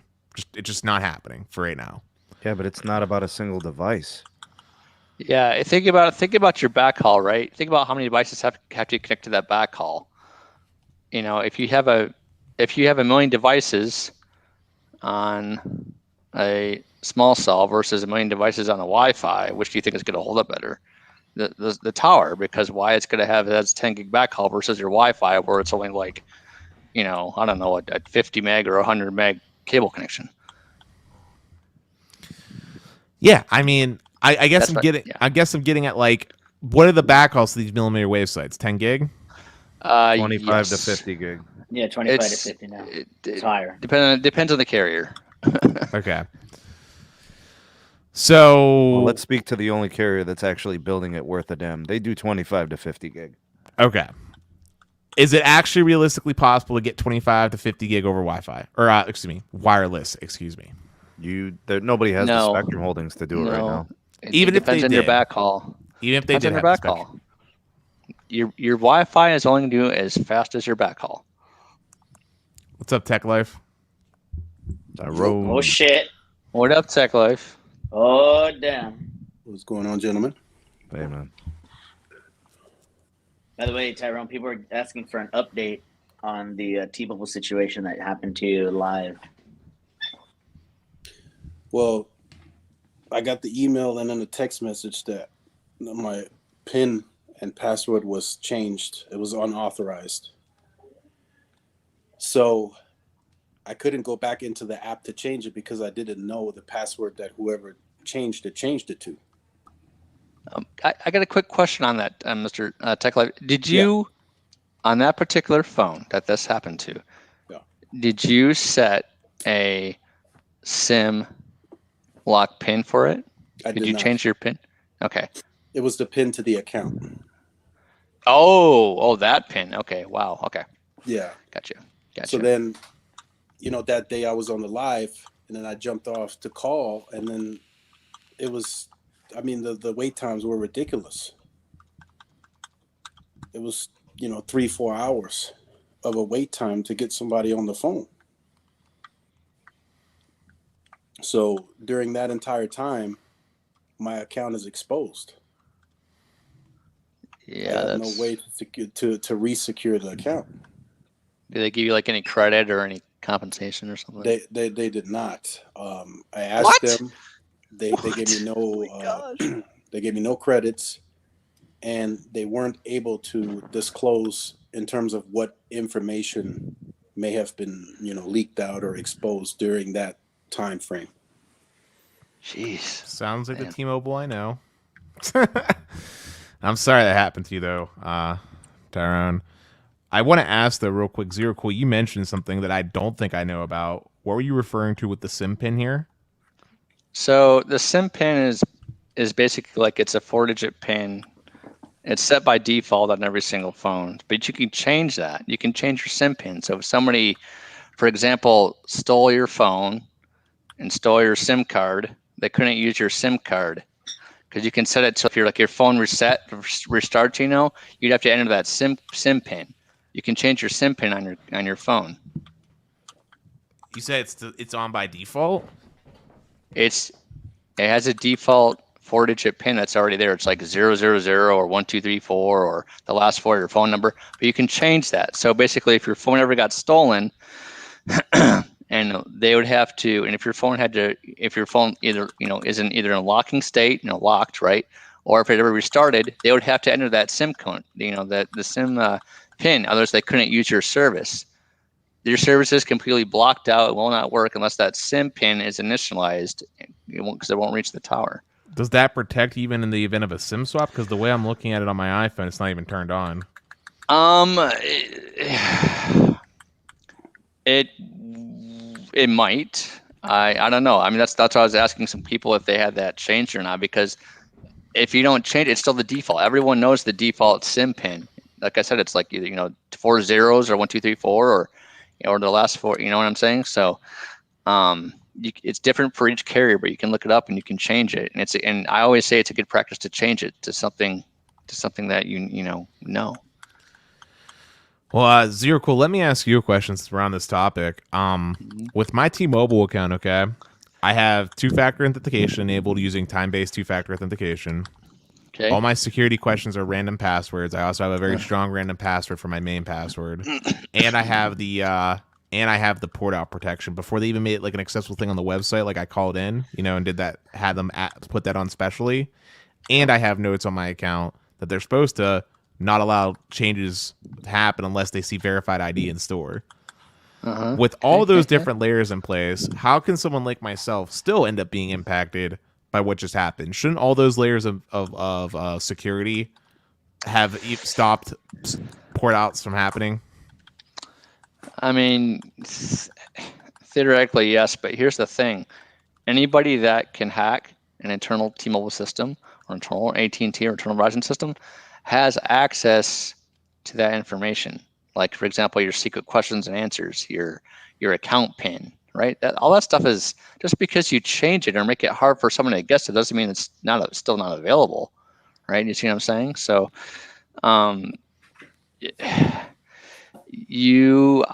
personally think eSIM security needs to step up a bit, and maybe, for example, if someone tries to access your account, let's say, you would get an alert like on your email or something like that, or maybe an alert to a different phone number, and then you can lock out your account, kind of like how your bank would do it. Like, you know what I mean? If someone does like a fraudulent charge to your bank or something, it doesn't process the transaction, right? It says, oh, we alerted you of a fraudulent charge. Do you want to it was just you, right? So I think the carriers need to kind of adopt the same approach. So if someone tries to access your account that's unauthorized, you should be getting an email. I think T-Mobile is actually starting to do this, or some alert to another phone, so that stuff like that, like this doesn't happen. Yeah, but is T-Mobile not? So you said if a hacker gets in, all that information should still be encrypted, not even viewable by like the like the customer No, service rep. that's not true. That's not true. I'm saying it should in security Oh, practices. well, yeah, of course it should, but we're working towards that. But it's not how it is now. Jesus Almighty! I thought that was basic. I thought that was basic stuff. You just don't. It's like hidden. For example, if a customer rep, says they don't know your PIN, it's all starred out. Okay, but is that data encrypted? When somebody pulls up your account in their computer system, it's there. It's not encrypted. You have to decrypt something. You know what I mean? Like it would be nice to. What would really be cool actually is if you can email them like your own decryption key. Have like a client server, encryption and decryption key. That would be great. I'm all for that. That's what I do for my email. My email is encrypted, right? The email that I sent you, look at the signature file. Look at the PGP file. That's pretty good. It's PGP, pretty good encryption. That's my encryption key. You can look at that all day long. Right? So we need we need better cybersecurity for all carriers, right? Oh, I've talked about this being a telecom industry wide thing. I'm picking on T-Mobile at the most since they're the one in the spotlight. Yeah, they're the most that has the security issues, but there's several things that they can do. I think encryption and account security is a huge thing, but sometimes that's not even enough. You really have to take what's called a zero trust. I have zero trust in my network here at home. I have a zero trust policy. I have everything routed to Switzerland, right? So like, the carriers need to step up and they have the money. And I think for this to happen again and again, it just makes headaches for people. I mean, zero trust is one of the first things you learn about in any RSA course at Penn State with risk mitigation. Yeah, when it comes to security. I have zero trust. Zero trust is the best. Yeah. I mean, I've talked about this before, but I'll and you tell me if there's a hole in this, both of you. But this is what I would do if I was T-Mobile, if I was a T-Mobile, right? When it comes to collecting user information, right? First off, nothing outside of the email and the phone number assigned would be viewable until actually in the account to the agent. So that includes name, address, all that stuff would be hidden until information is entered in the account. Then once you're in the account, things like social, never viewable, period. Just not. Like, it'd be all starred out, encrypted, stored securely somewhere different. And then as far as like the PIN, right? Because I saw people being like, people wouldn't be able to help you if you forgot your PIN.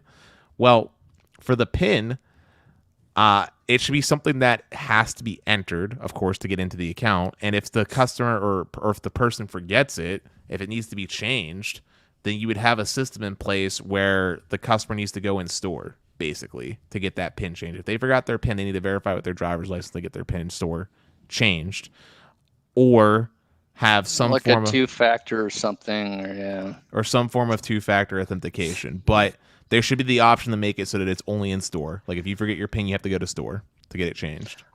Yeah, I mean, the problem is this: it's convenience versus security for the customers. Not everybody's going to know how to do this and that in every which way, right? It's convenience versus security. That's the problem, right?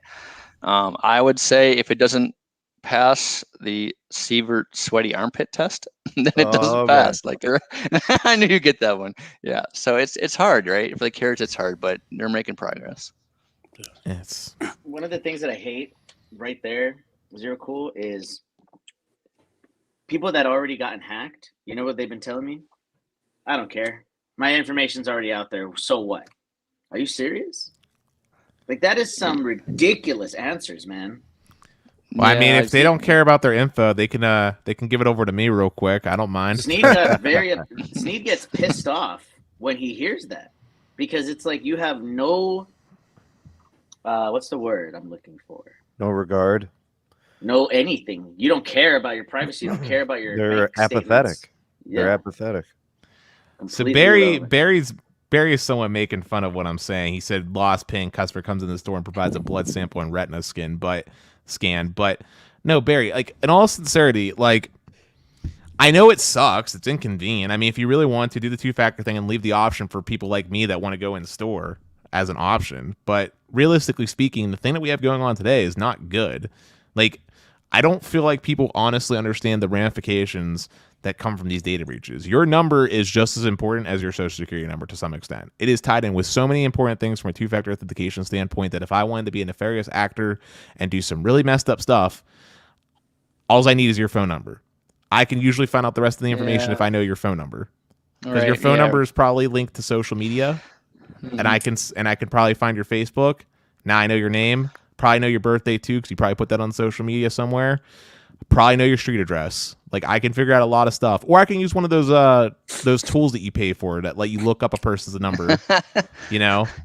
Yeah, your phone number is tied to your identity. That's pretty much it. Basically, your phone is a tracking device that is just, it's you. Your phone is you. Think of it like that, right? So, Tyrone, how were you? I mean, I just want to kind of gauge, like, when this happened to you, like, how were you upset? Like, were you, like, how angry were you? Were you ready to throw your phone out the window, or like?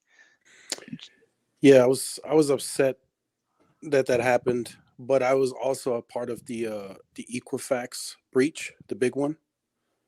Oh. So this is kind of the second time that something like that had happened to me. So, I kind of took a deep breath and I was like, you know what? Ain't no sense of getting my blood pressure up. It's not going to get solved any faster. But Yeah. I just wanted to regain security back on my account and have my password and PIN number, or a different one for that matter. So right. that way I know, okay, it's back in my control and nobody else has access to it. Do you think, I mean, I don't know how many customers, but like, I wonder, did you have any thoughts, like, I don't want T-Mobile anymore? Yeah, that was running through my mind. It was, and I've had, I've had plenty of people email me, message me saying, hey, look, I'm just going to go to Verizon and AT&T. This is not worth it. Give me some Randall. Give me some Randall Stevenson. It's, oh my God. The principle is just, it's, you mentioned convenience. I think it's T-Mobile being cheap. That's what I call it, cheapening out. Yeah. There's other priorities within the company. Security has taken a back seat. Right. Yeah, I agree. Because it takes money to have a good security. Yeah. Yes, sir. Derek, I'm not underestimating how often people forget their passwords. As someone that did a little bit of IT work, I know that's one of the most common things that go into help desk was people needing help resetting their passwords. The problem is that you can't weaken your security just because people are forgetting their passwords. And honestly, you have systems in place to get those people password resets, but honestly, the better move, and I've said this before, is remove the human out of the equation. If you really have to, give everybody a password manager. Make them save it. Make it so they don't have to enter it, or just get rid of it entirely. Go to a model where it's each time they want to log in, they have to use an authenticator. Automated. App. Yeah. I would have more security automated and have the customer service side of things be more human focused. I mean, I'll say this. There was a certain, I'm not going to name companies, but there was a certain company that I worked with who gave all their employees basically Ubi keys. They didn't set up passwords. They just used an Ubi key. They had to keep it around with them, essentially, if they wanted to use their machines, their work laptops and stuff like that.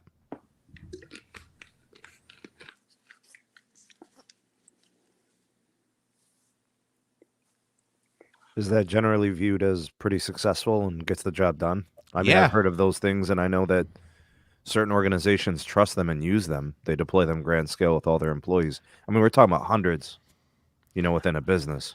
I mean, yes, like all things, there's obviously vulnerabilities, one of which would be, does a person physically steal your Ubi key and plug it into your physical laptop? Obviously, that's a concern, or if someone just leaves it in there. But yes, it's generally trusted. It generally reduces people calling in about password resets because there's no password to worry about. And because it's a physical thing that you have to have, in the same way you have to have like your physical debit card to do a transaction at a store or something, it makes it a lot harder to remotely breach.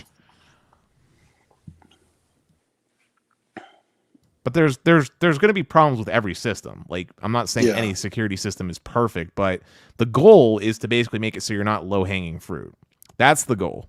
Make yourself hard enough that if something that it's not worth someone's time, or if something does happen, have measures in place to mitigate the damages done.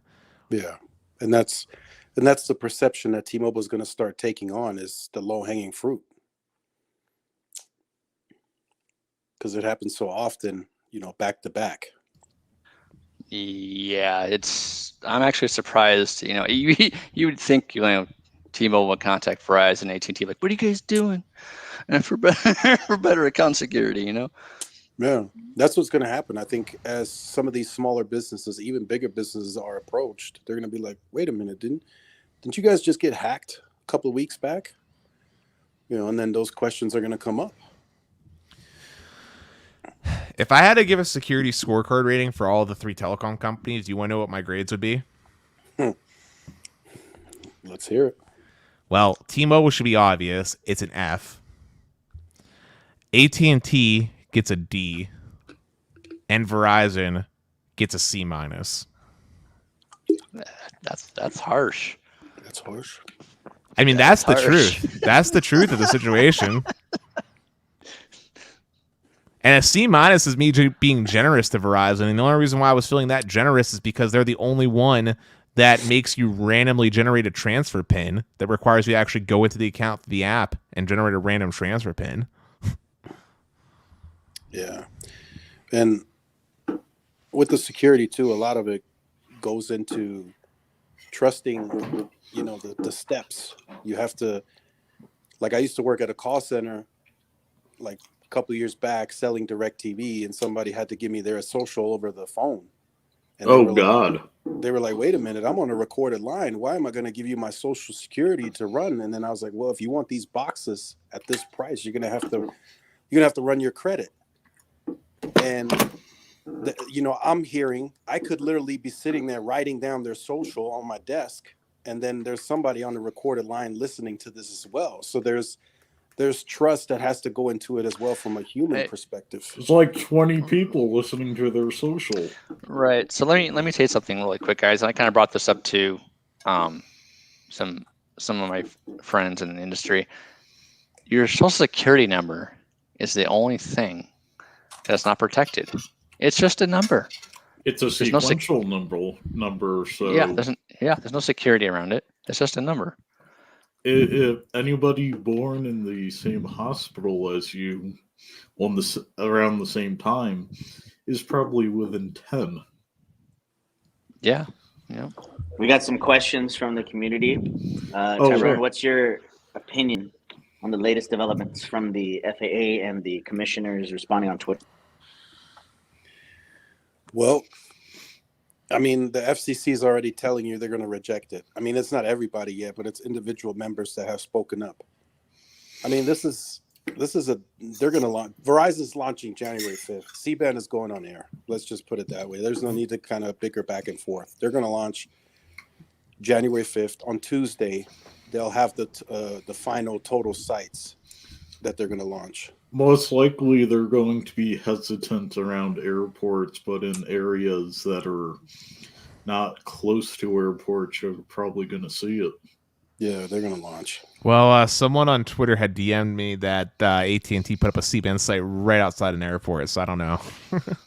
I don't think that's going to be used at the moment for C-band. I would just love if we can do this. I don't know if it's possible or not, but if we can somehow on launch day, everybody in this community that has a C-band on their phones, just view it live stream, like do a live stream C-band party. Does the Fold 2 5G hold C-band? I mean, they said they would. They said they would down tilt around the airports, but. Yeah, down tilt and reduce power, but I mean, even the FCC brought it up. There's 40 other countries that are blasting C-band around airports, and there have been no issues. So, and the altimeters on those planes are the same in the U.S. as they are when they're landing. Yeah, and like I said, there's backup altimeters as well.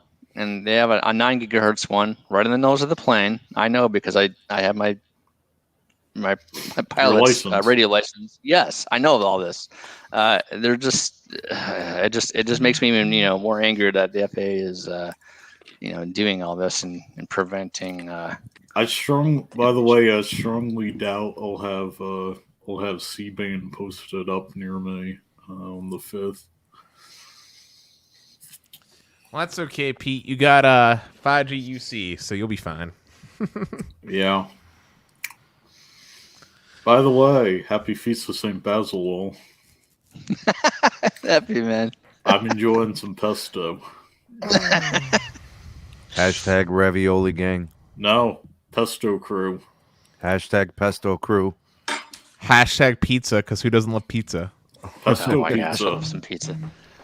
You got any basil on that? Gotta Dennis? sprinkle a little basil on there, dog. Oh, no, I don't. It's the Feast of St. Basil. Put some basil on it, dog. Basil, or I basil? always put basil Basil. on my pizzas. Always. He's like bacillus bacterial infections. Someone just DM'd me. Apparently AT&T does require a transfer pin now.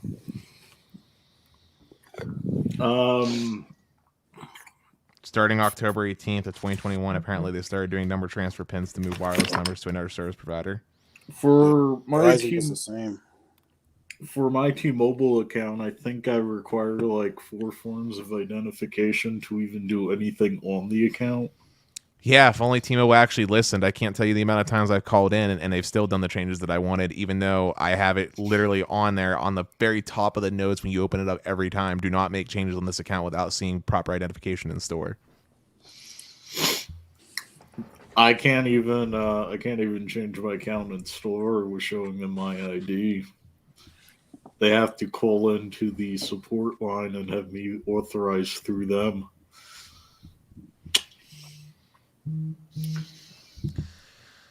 Dude. Man. I have a weird account.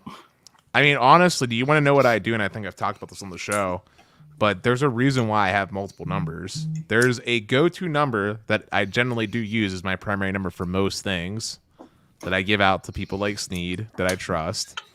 I have another number that I give out to people I don't trust. Like me. That's not true. You have my real one. Hush, I'm making a joke. Oh, sorry.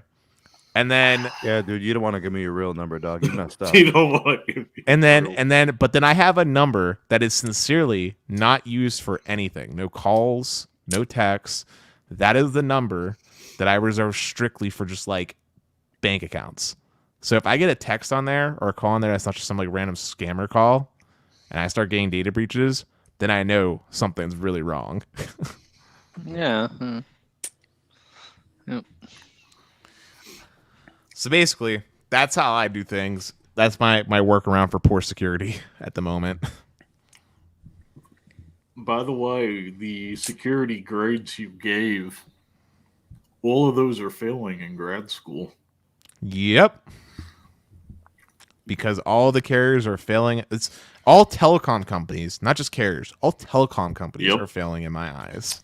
I mean, for the past 2 years and change, Sneed and I were in a situation where if we didn't get a A, basically failed the class. Yep. So.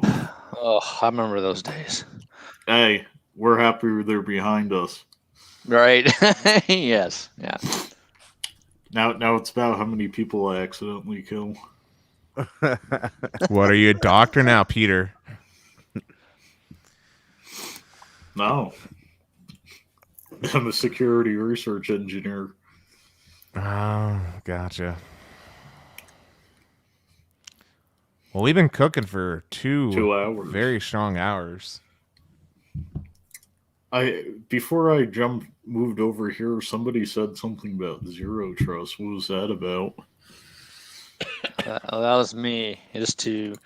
I wish the carriers would implement a zero trust policy. Zero cool. I'm trying to work with the FCC to force my my implementation on things like that. Man, you better give Jessica some cookies and some milk. I think Miss Rosenworcel is more of a white wine gal. Yeah. I still need to take her out for dinner. Well, before all that, Pete, we got to go to Hell's Kitchen. Yep. I gotta call Carlos like tomorrow and see what time I should be leaving or what's going on.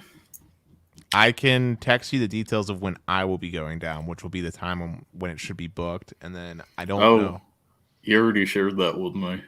I know I shared it with you the day I'm going to. No. Carlos already shared it with me. Oh, gotcha. His question was, am I changing it to 4?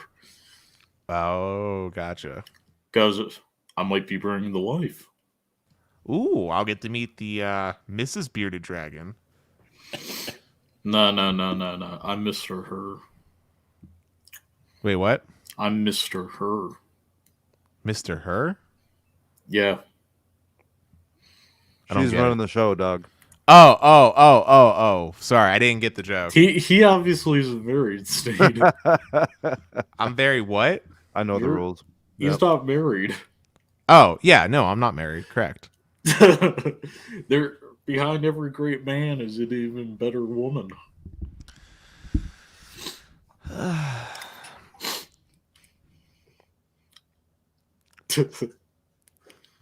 So, Tyrone, I don't know if there's anything you can divulge, but anything from the AT&T side recently in terms of C-band date, any disclosures? It's still listed as the launch has stopped indefinitely. I'm even hearing as of yesterday, testing sites have been turned off. So, and that's, different regions, the Detroit region, and I don't know why they're going to that extent. I don't know why they're so fearful. I mean, Verizon they're all in. They're all in. They're in launch. There's a big party. Hans is going to have his good shoes on. He's going to be dancing. There's going to be a bunch of stuff happening, man. He's definitely going to have the gaiters, the extra super slim skinny pants, Everything, man. I wish I could be in the room. Hashtag nut huggers for everybody out there. Yeah, and then, the CTO, I think his name is Kyle. He's going to host a, private party with the engineers after that. Oh, Kamalady? Yeah, him. Oh my gosh, that guy is he is like when I used to work at Verizon Wireless. That guy's a visionary. He's one smart. Yeah, we all like what he does actually and what he brings to the table to the company. Yeah. We do. Yeah, he's a good guy. I'm just happy he's refocusing on FiOS. Yeah, I mean it's ready. It's the last I heard earlier. There's a couple more C-band sites that are being pushed in, that are being cleared with RF, and then now they're just waiting for the final push across the dashboard, and then they're ready to launch. So, Sneed, I wanted to bring this up based on the video you put out earlier today. Yes, sir. That statement from Secretary Buttigieg sounded really not him. Really? Yeah. So where's the pressure coming from? Industries? I have a feeling that came from industry PR saying that, hey, at the moment we're worried about this. Could you read this? And since you have some authority, because that guy's like your age, Sneed, and dude, I'm 100. Dude, he's like 38. Dang. Just go picture. And he probably knows more about cell phones than half the FCC panel. Sure, probably. But what I so but what's his authority though? Like it's just I know it's just like he has none. Yeah, it's just like a request, right? Like, could you please be so kind to pick up that piece of plastic off the floor that you dropped? Yeah, that's basically all he can do. I mean, technically the Department of Transportation oversees airports and shipping ports. Yeah, but not these issues. But not these issues. Like, That's this all is an Department of FCC Commerce thing, right? Yeah, old Yeah. Department of Commerce. The most he can do is say, hey, when we get the money to modernize airports and shipping ports, we're getting the finer tuned altimeters. They're on the top of the list. Pete, can I ask you a couple of questions? Go for it. What has happened to the average cost of cell service per line over the last 20 years? I know for a fact it's going down. I remember growing up when I got my first cell phone. That bill was $180 for 4 lines. We had family free calling, 200 daytime minutes a month, quote unquote free nights and weekends, and there was a premium upcharge for unlimited calling between carriers. That for 5 lines for unlimited calling between carriers when I was growing up, it costs more than my 13 line cell bill right now. So I'm trying to tell him. Trying. Oh, Barry, OSHA regulates workplace safety, and there is some safety concerns over potentially fatal diseases being passed within workplaces. However, they cannot mandate or force. They can only issue strict fines. Yeah, I want to also kind of reiterate this FAA is going nowhere. So, if you guys don't know, the NTSB is the National Traffic Safety Board. They are in charge of any FAA airplane crash or malfunction of a part. Okay. They also do highway. Right. And we haven't heard nothing from that agency. That's a federal agency. So. And they have greater authority than in this than Secretary Buttigieg, actually. Yeah, they do. Yep. Oh, can I get to this here from Keon, the super chat? Hashtag no backhaul. All right, Where'd so that this come is from? Here's the joke. He believes that the best way to do to properly network is to limit your backhaul at your cell sites as much as possible. So, like Verizon does with Band 13? No, they just upgraded. Those sites got 10 gig. Wait. What are you doing with a 10 gig line on a Band 13 only site? Does that ensure that C-band is coming? I don't know. It's Verizon. It's been Band 13 for over a decade. You don't. So when a backhaul gets upgraded, that carrier adds follow. That's usually the rule of thumb. All right. Well, Keon says that you should not necessarily upgrade the backhaul at tower sites. Upgrade it. Yeah. Well, This Pete, is some blasphemy. You don't know anything about engineering. No. You want that 100 terasecond backhaul so people can crash into each other while watching 18K cat videos. But you don't know anything about like networks and stuff, right? You're new to this, right? Yeah, so what you're trying to do is force a chicken head into a tiny hole. The easiest way to get that chicken head in is to increase the hole size. So Zero Cool, you've been doing some reading on network engineering, right? A little bit here and there. Okay, all right. Yeah. What's your time on the weekends? What's your take on decreasing backhaul and not upgrading it necessarily? Just try to reduce it as much as possible. Aside from being great for Band 13.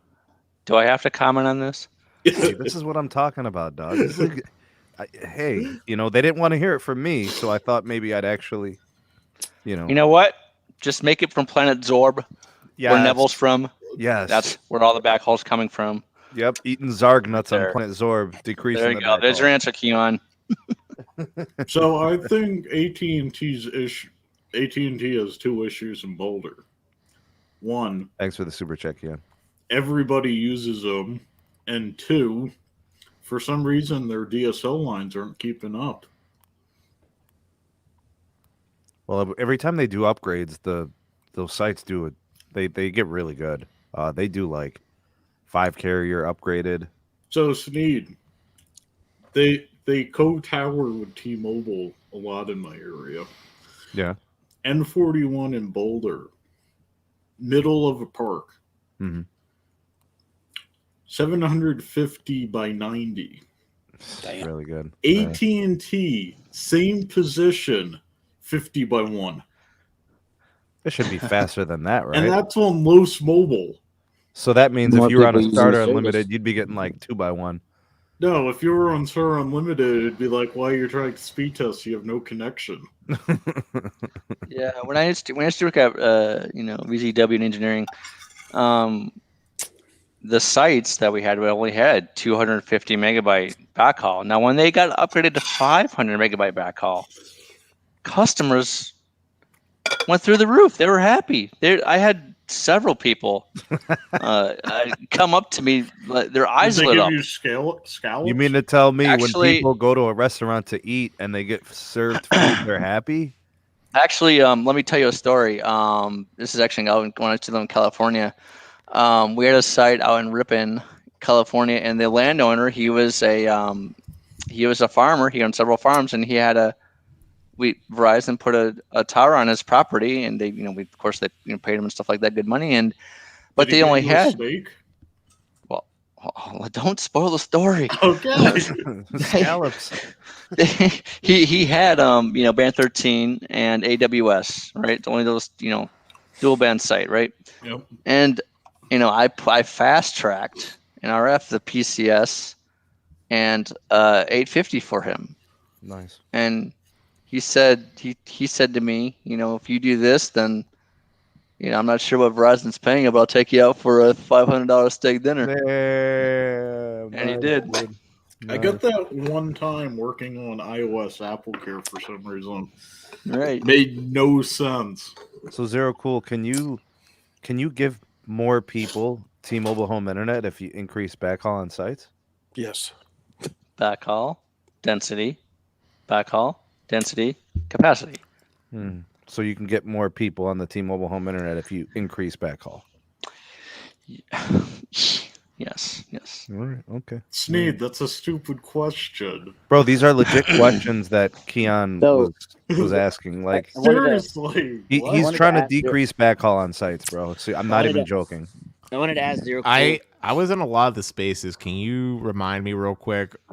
I don't know if that's exactly what he said, though. I To be wasn't honest, gonna He said there's no camera this- need to upgrade sites with backhaul. Upgrade the backhaul. I wasn't going to camera this up, but you're getting whiteboard. oh, no. this Oh, definitely is a right, special right. day. Oh man. The first time I get to be live for it too. This is a non-Patreon whiteboard. Give us some focus, Pete. Give us a little focus. So, consider this your backhaul pipe. We're trying to watch Sneed in 4K And OnlyFans. going through this. And, certain sites that have a P and an H. And certain sites that have an O and an F. So, we're trying to get 4K resolution. Right? Pete's the best, bro. So, with these three services going through, also, what do you think I mean by cat videos?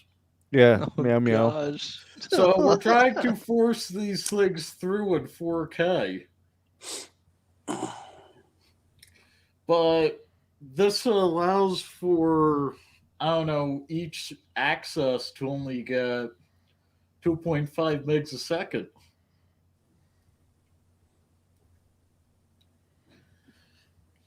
Guess what? Screw the 4K. You're lucky if you get the 480p. Right. We jump up the backhaul, right? Going, I want 4K here on the Sneed and the other services. Push it through. Could sack the 4K. We're no longer calling OnlyFans in the PH video We're just calling them services from now on. Okay, services. But yeah, you could stack the 4K. Hell, if you wanted, this is a sneak stream. You bump it up like this. You have enough for the 8K video. But you don't want to do that because that Keon doesn't like to increase backhaul. He's trying to reduce or eliminate the need to upgrade backhaul. But the genius here with network slicing is you get the dedicated pipe, they beam it down to you, and you're good. Yeah, Stay in so your lane, dog. Stay in your lane. Each service has its own pipe. Imagine that. All So, in the backhole. I wanted to ask Zero Cool. Some people in the community, and we've talked about this before. Some people in the community have been asking why certain N41 upgrades remove the 3 antennas from the existing configuration and only do 2 antennas, when we know that in certain circumstances the third dedicated band 4, 66, and 2 antenna is best. So you're saying, so you're saying like a mouse and MIMO antenna, pretty much the 2 of them, versus a 3 sector, just with non-MIMO. No. Remember I was telling you that a lot of configurations right now, you have the huge band 71 panel, right? Yeah. Right, dual, Yeah. and then you have the N41 panel, right? Mm-hmm. But we know that a dedicated band 4/66 plus a band 2 antenna. Right. Yeah. So those are called multi-band antennas. So basically, we're going from like a 4 antenna site that used to be like PCS, AWS, low band, and 2.5, right? We're combining those into what's called a multi-band antenna. So basically, you can only need maybe 2 antennas, okay, or 3 antennas, right? For like a 1 low band that does 600 and 700, and you have a mid-band antenna that does your AWS and PCS, and then you got your N41 antenna, right? So, and eventually, what's going to happen is down the road, it's just going to have 1 low band antenna, then 1 mid-band antenna, including the 2.5, and then like if they have a mmWave, so it's going to happen. With that setup, how far are we from Beefcake? Like, are we getting the 4x4 in the low band? And the 64x64 in the mid band, and the 256x256 on the millimeter wave? I really can't specifically comment anything until after the auction, because the goal is, I know about what's happening at the auction. We can wait. Yeah. Yeah, it's a waiting game. It's a waiting game. That's all I'm gonna say. So I can't put the cart before the horse. You know what I mean? Hold on, quick shout out. About the auction, we're putting the cart before the wood. Can we do a quick shout out for Chanel 808 Life Hawaii? I made an OnlyFans for my Chanel Chihuahua. Yep, Chanel got a OnlyFans dog. That's an OnlyFans dog. I hope the dog's making some money. All right, knock on wood. LT Dunn 86. The service has been up and running for almost 3 weeks, I think. How many times have you had to reset the modem? 0. Yep, 0 for me. Yeah. So essentially, to answer your question quickly, Moose, T-Mobile is making space for the auction 110 C-band panel. Right. So, Sneed, with my fiber, I reset my modem during only during one event. Is it advised to just reset it like once a month? Well, nah, you leave it until your power goes out, dog.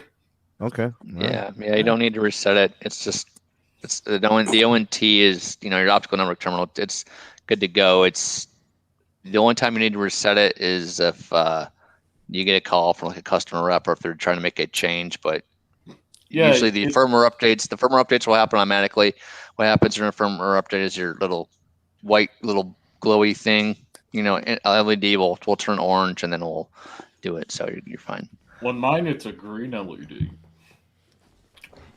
But all they're doing is converting bits into photons. Mm. So it's not like trying to figure out how to convert something like bits into whatever the hell cable uses these days, and then into photons. You know what I think needs to happen, Sneed? What? T-Mobile should make an OnlyFans. That way they can actually get some money to deploy a real network. No, stop it! Don't give them that idea. Oh man. Don't give us that idea. I'll have to want to support that. Don't give them that idea. We'd have Zero Cool on there with a shirt on talking about network deployment. Oh man. But in like in one of those like sensual voice that you hear on those late night commercials, like, yeah, we'll get you that 5G millimeter Never wave slicing, to your yeah. house. Oh yeah. Tell me more about how you're gonna network slice, baby. So- This is terrible. So Okay, I'm done. I can easily see T-Mobile network slice under a few scenarios and really quickly, but I can't get into those. So LT done, to answer your question, it's been great. It's been really fast. It's allowed me to upload really high resolution content really quickly. It's been awesome. The live streams have been flawless.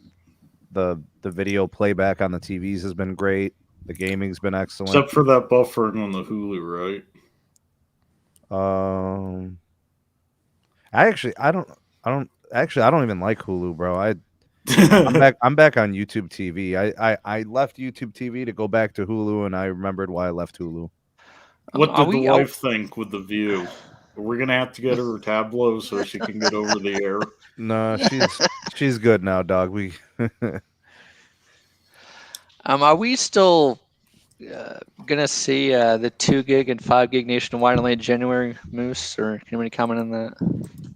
I need Which that one? bad. Like, I mean, the markets are getting it now, so Which we're waiting for more markets to get it.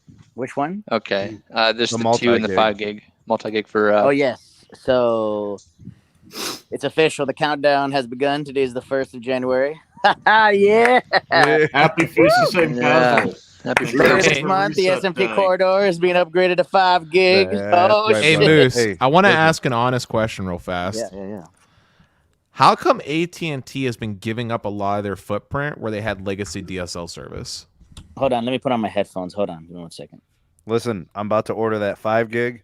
I'm gonna order a bunch of CBRS gear and millimeter wave gear, get So- some licenses, and we're doing this thing. So to Yeah. answer the question, That 5 gig isn't worth the it. objective is to upgrade all existing copper to fiber.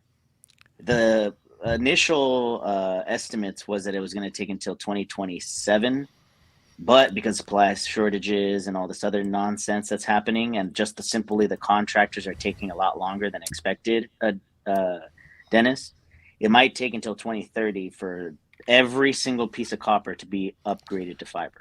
I think you misheard my question because I was asking why is AT&T giving up a lot of their DSL footprint? Oh, you mean the reason why they sunsetted DSL? Not sunsetted DSL. Like, okay, let me try to clarify. Taking out back old Yeller style.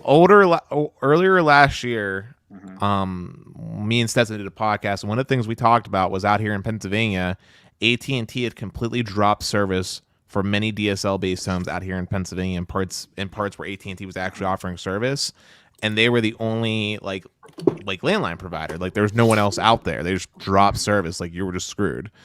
And my question was, what made AT&T decide to just completely drop support for these people that were paying customers? Like, I in think these certain areas? it's too expensive. Yeah, hey, Dennis. Yeah, it was getting too expensive to maintain it. Right, but I mean, with the big push they're doing now with fiber, why didn't they just wait and go to invest in fiber in those small communities? The problem is that, as you know, perfect example, SMT, okay? He got his copper upgraded to fiber, but how long did that take, right? Decades. It took a long time.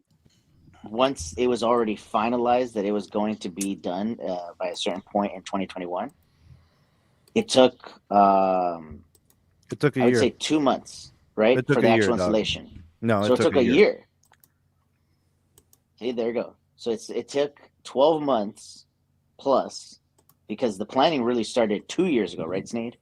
Or more. Well, the original installation was supposed to be May.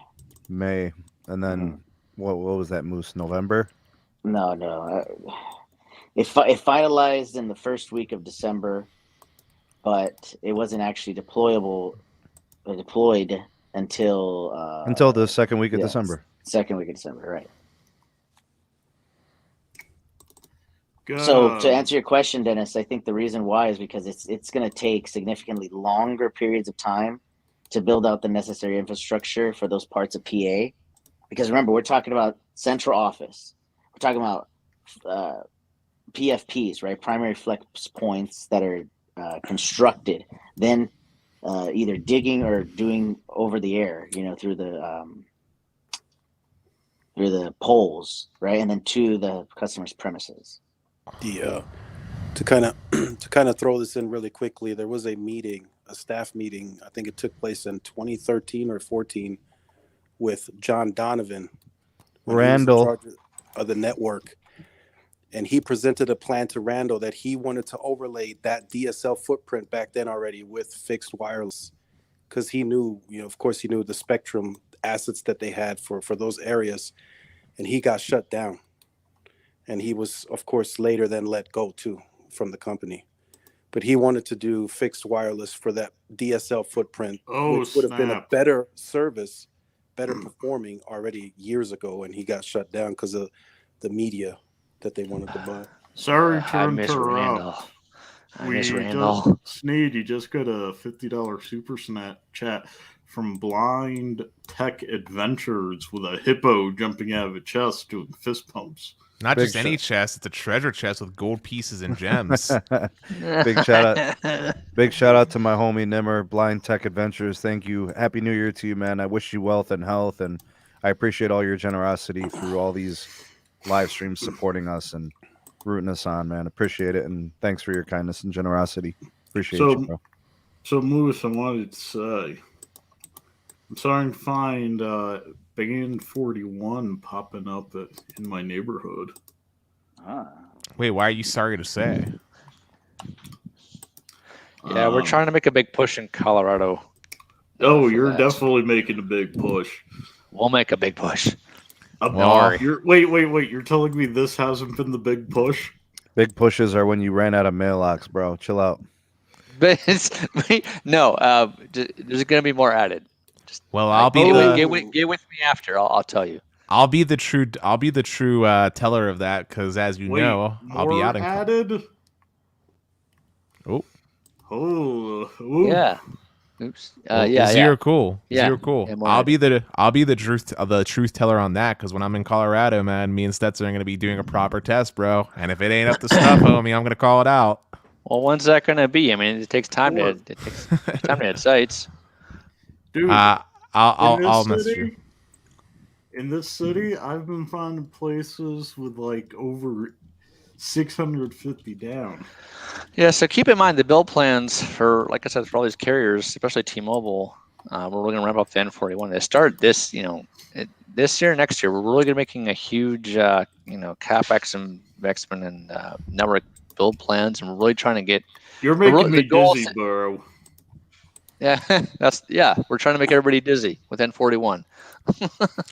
I'm still hearing they're going to accelerate the capex next year, but they won't say it until spring, until they can give the guidance for the next year. But right, yep. Well, I hope you're right, because Pittsburgh is a sorry state, to say the very least. Hey, Pittsburgh has gotten better in the past 10 years. Don't look a gift horse in the mouth. You're honestly, I'm going to say something that is going to probably upset you, but I would honestly say right now, with current state, Pittsburgh is worse off than if T-Mobile just left it alone with what was on there from like a year or two ago. Damn. That is my stance. Damn. Because I'm T-Mobile, telling you, dog, the engineering teams in each of these markets, they're just different. Because T-Mobile was getting better. I told you, I have since 2013. I can honestly tell you I have bars on phone more often than I did back then by a long shot. And I can honestly tell you that LTE, prior to the 5G shenanigans and merger for T-Mobile, was actually decent. So They got to finish those migrations or whatever integrations with Sprint, you know, the PCS and all of that. That stuff's got to get done. So what It- you're telling it will. us, Dennis, is T-Mobile needs to find a way to clone Caleb multiple times and only pay him once. What do you mean pay once? Pay the many clones as I have. What Yeah, T-Mobile each one's got needs to get paid, dog. what T-Mobile needs to do, before touching any other sites, before touching another site in my market, what T-Mobile needs to do is get the sites that have N41 on it actually working proper. Then worry about upgrading any other sites, because What's your average speed on those sites? well, it depends. I mean, when I was going down to Sheets, which there's one that's literally only about maybe 5 minutes away from my house to go grab some Jewel Pods, the site that's covering that Sheets and also I believe is the one that covers my house, I was getting like 700 meg, which was a big improvement. The problem is that site, with how it's optimized, is the coverage varies drastically depending on where you're at in relation to the antennae. It's density. You have an issue there. I actually know the RF engineer in your market. He's not that bright. So He's not. Wait, did you just say he's not that bright? So No. I'm not making it up. Yeah. No, but hold on a second. I think we got to call a spade here. It could be the spending. He may be working with what's given to him, which may not be much. It's like, Yeah, that's so here's the thing. So let me explain it to you. The RF team is allotted a budget, okay? Quarterly budget to work with. We don't always get the money that we need to build sites. Okay, that's part one of the problem. Part two of the problem is we're given what we can work with. There's like sometimes it's supply chain issues, radio issues. Sometimes there's real estate issues, right? Sometimes I had a site to where oh my gosh, when I was at Verizon, I got so mad at the real estate team because I drew up a 3-sector site, and the real estate team came back to me. This is actually near a park and a school, and I got shot down, and I only had to build a 2-sector site, and then when the sector didn't face the dang school, so I wasn't happy about that. I just want to finish my thought though. So with the site that I was talking about, I got 700 if I'm standing in the right place, but if I'm even one axis off tilter, the speed drops to like 200. And also worth mentioning is there sites where it's just not properly set up, and I'll get like 50 megabits per second and like high packet loss. Right. Yeah.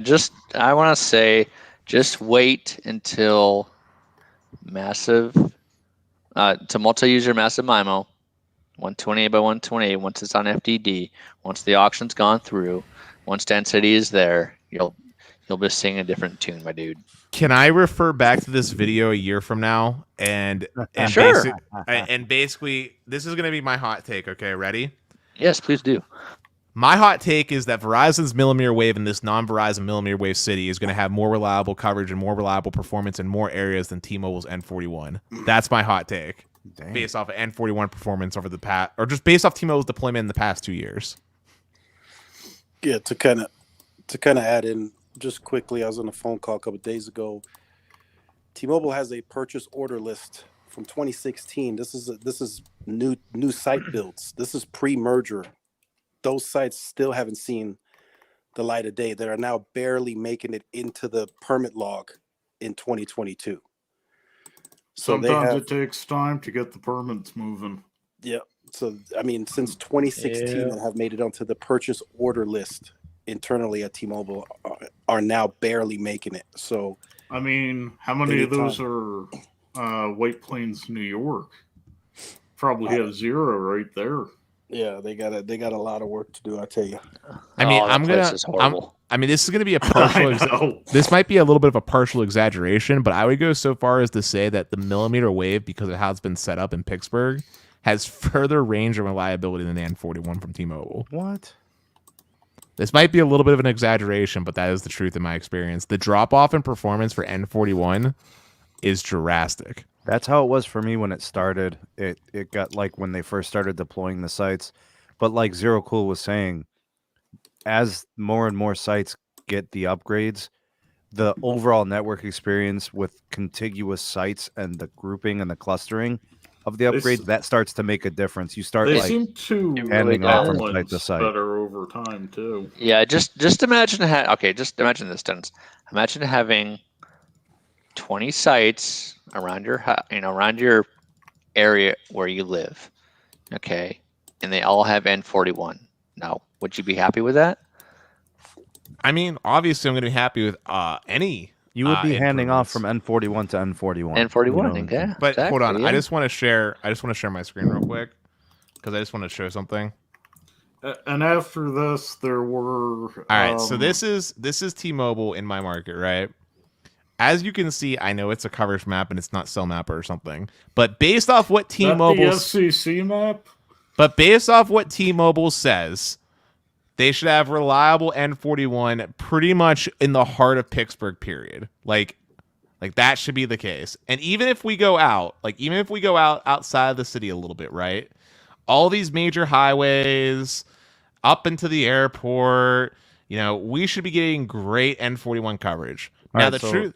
So let me show you something, Dennis. Mm-hmm. Zoom into an area that has a little bit of that dark purple action, whatever, magenta going on.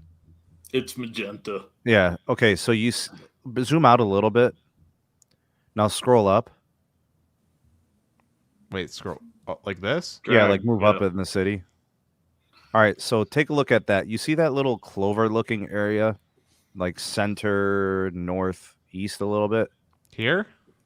But so you see where that's like one 5G UC site right there. So you see like the little clover-looking lobes that are there. That's one centralized site with coverage. And there are 3 around it. Right. So So they like aren't upgraded. you need several more sites to fill in those gaps so that everything starts overlapping.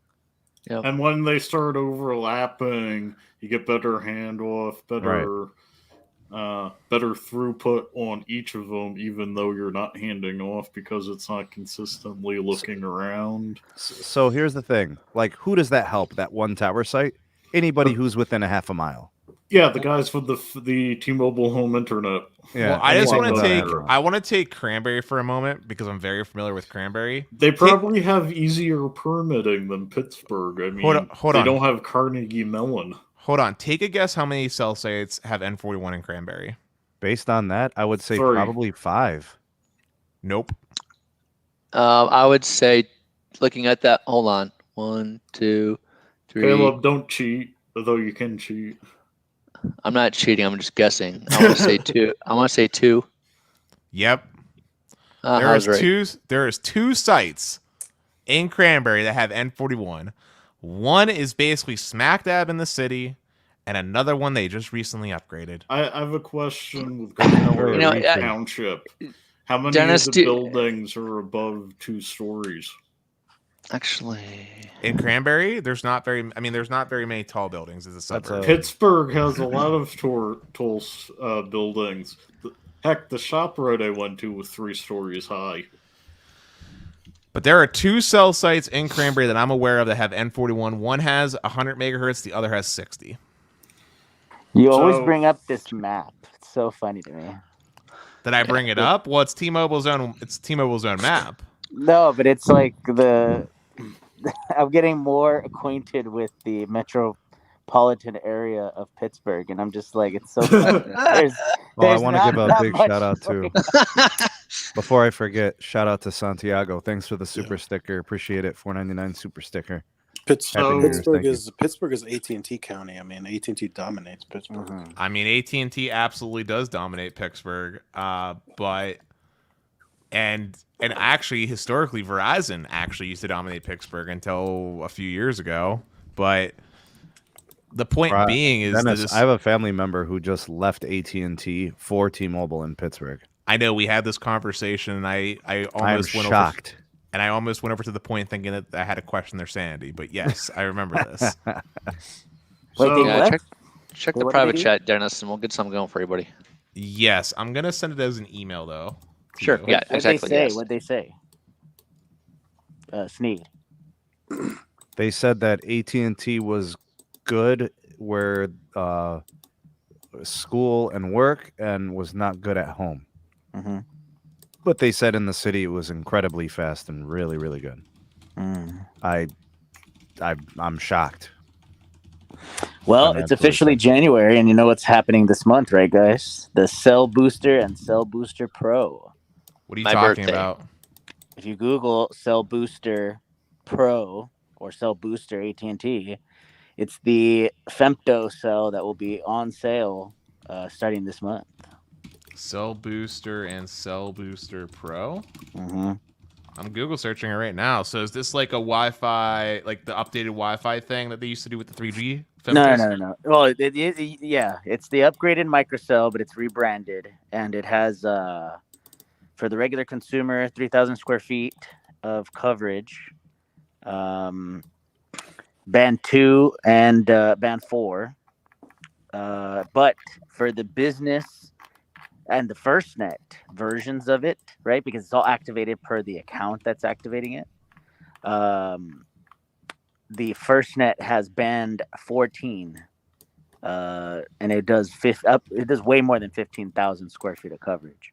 It says that it's not available in either of the zip codes that I popped in. Is it based off? That's just the support page. The official launch is going to be sometime this month, but if you look at any zip code in Washington State, it'll just say, "Oh yeah, like it's available, blah blah," but you can't order it yet. Well, I was gonna say I was assuming that it was actually looking at my coverage, which makes sense considering I have exceptionally good AT&T coverage. But no, it's not been updated. That thing. I mean, dude, nobody's been in the office for like 2.5 weeks. Lavindi, I'm just gonna say I'm very familiar with that address that you mentioned because there's a lot of corporate offices in that area, and you are hitting the nail very strong on the head with N41 being absolutely terrible in Coriopolis.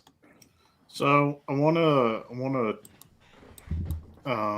mention a couple of things that came up in chat. Kimon was wondering about MRDC for 5G connectivity, which is what is it? Master RAN something. Master RAN dual connectivity, which is something we may end up looking into. It just hasn't been to my knowledge, in our headlights. Does that sound right for everybody else here? Yeah.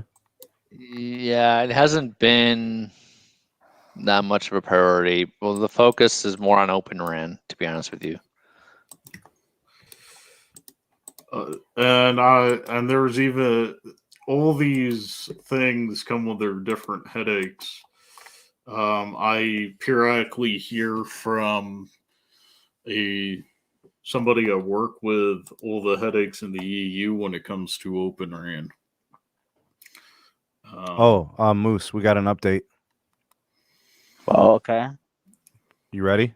Mm-hmm. Ohio State won 48-45. Oh, yeah. Also, another thing that should be gotten to is Michael Loke wondering about T-Mobile spending in C-band compared to Verizon and AT&T's. It's been said periodically, at least around me and Sneed, regarding that. T-Mobile only spent hard on some B and C blocks on C-band in cities where they are known to be congested. Since they bought Sprint for their 2.5 gigahertz and we have this upcoming auction 110, there was really no incentive to go hard on C-band.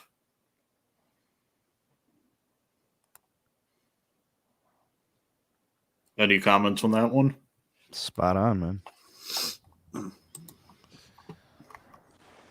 Sneed, if hypothetically, when the auction rules started, and the FCC, Which auction? The 110, the C-band, The 3.4. Yeah, 3.4. Or sorry, not 3.4. The 3.7, 3.8.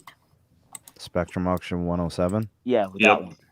If that one, they told you, Mr. Verizon, Mr. AT&T, Mr. T-Mobile, you're not going to be able to turn on the spectrum until 2023, would the price have gotten lower? It would have would've. generated $30 billion. Max.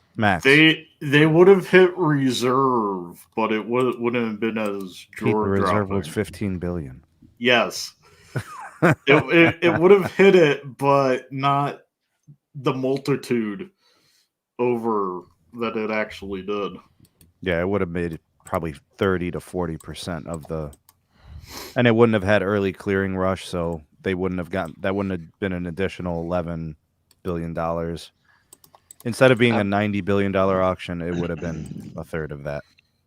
I just want to say, if T-Mobile doesn't kill it in the auction went away, the 2.5, I don't even want to know what's going to happen. I'm probably I'd be about like, McDonald's or something. what the hell if I'm telling you guys, this is the worst case scenario. If AT&T and Verizon get involved in the Spectrum Auction 108, it's a serious problem. Why It's is that? such a serious. Oh, it's my yeah. Dude, oh it's my going to gosh, make things it's gonna be messy. so bad. It's going to make things so messy. It's going to make things worse than it was in the LTE era. Elaborate for me. We've had nothing but discontiguous, non-contiguous spectrum holdings with blocks of spectrum. I'm so done with this, dude. I can't say on stream the internal opinion on if AT&T and Verizon go hard on 2.5 gigahertz auction coming up. I'll just say the OnlyFans will be started. Yeah. No, it's worse than that. Well, derailing the conversation just a little bit to address a couple comments that came in real fast. Yeah, go ahead. Specifically one. I'm looking for it now. They asked Happy New Year's, Riggy. They asked who was the dominant internet provider in Pittsburgh, and I'm losing the comment now. Let's see. Someone asked who the dominant provider was in Pittsburgh with cable and stuff It's like Armstrong Cable, dog. Michael, there it is. It's Michael's comment. And no, actually, Comcast. Comcast is basically available in all of Pittsburgh. Fios mostly too, right? Or Armstrong if you're in like some of the suburbs. Fios is hit or miss. Fios is available in parts of Pittsburgh, but not necessarily a lot of it. Like, there's a lot of Pittsburgh that still only gets Verizon DSL. So it's basically Comcast and Armstrong, depending on where we're talking about in Pittsburgh. Actually, Sneed, have you ever heard of GoNet Speed? No. What, Barry? What? All right. Stop with the jokes. Stop with the jokes. Hey, is there a way I can mute a moderator? Mute a moderator? Yeah. Why? What's happening? Look at what you Barry can. said. Oh my god. Yeah, Barry, that's going to be Overrated? Barry. What? That's going to Barry. That's going to be an that's not going to be a very popular opinion amongst us. But yeah, I understand. You can have your own bad ideas on your own time. Yeah, it's the efficiency improvements by having contiguous spectrum is really nice from an engineering standpoint. Carrier aggregation improvements. Yeah, That's what big you time. need for effective downlink and uplink channels on FDD. How do you How do you expect to get those gig speeds on the millimeter wave without the aggregation, let alone on the N41? That's like taking a Happy Meal and chopping up the burger into 4 equal parts and saying, "Here you go, make a network out of it." Anyway, Also, getting rid of the toy. Anyway, I just sent a link in the chat about GoNet Speed. Basically, they were like a one-man band company for a while there that actually has some employees now, and they've been running fiber up along. Oh, they're doing fiber, dude. Nice. Yeah, and they've been doing it in specifically for PA. They've been doing it in McKees Rocks Market as well as Beaver County. No taxes, no fees. How's the pricing, Dennis? The pricing's good. It's went up, and they used to list it publicly, but when they first started, they were doing gig for like $60, and that's price for life. Like, if you kept them, you were straight. Hey, I don't want to move out of my city, and I'm locked in at gig for 50. But you got to remember, Pete, like the places where they were going were places they're where underserved. Yeah, they were underserved communities, Yeah, and also I'm saying, like, even if I was offered, $60 gig for life, man, that's worth like raising an army to hold on to. Let me tell you. But the places they were going into, man, they were places where Comcast didn't do upgrades, so they were on the old like 300 meg max speed for those plants. Yep. And they were definitely underserved communities. Now, I will just say, the way they ran their fiber made it seem a little bit sketchy at first, because they were basically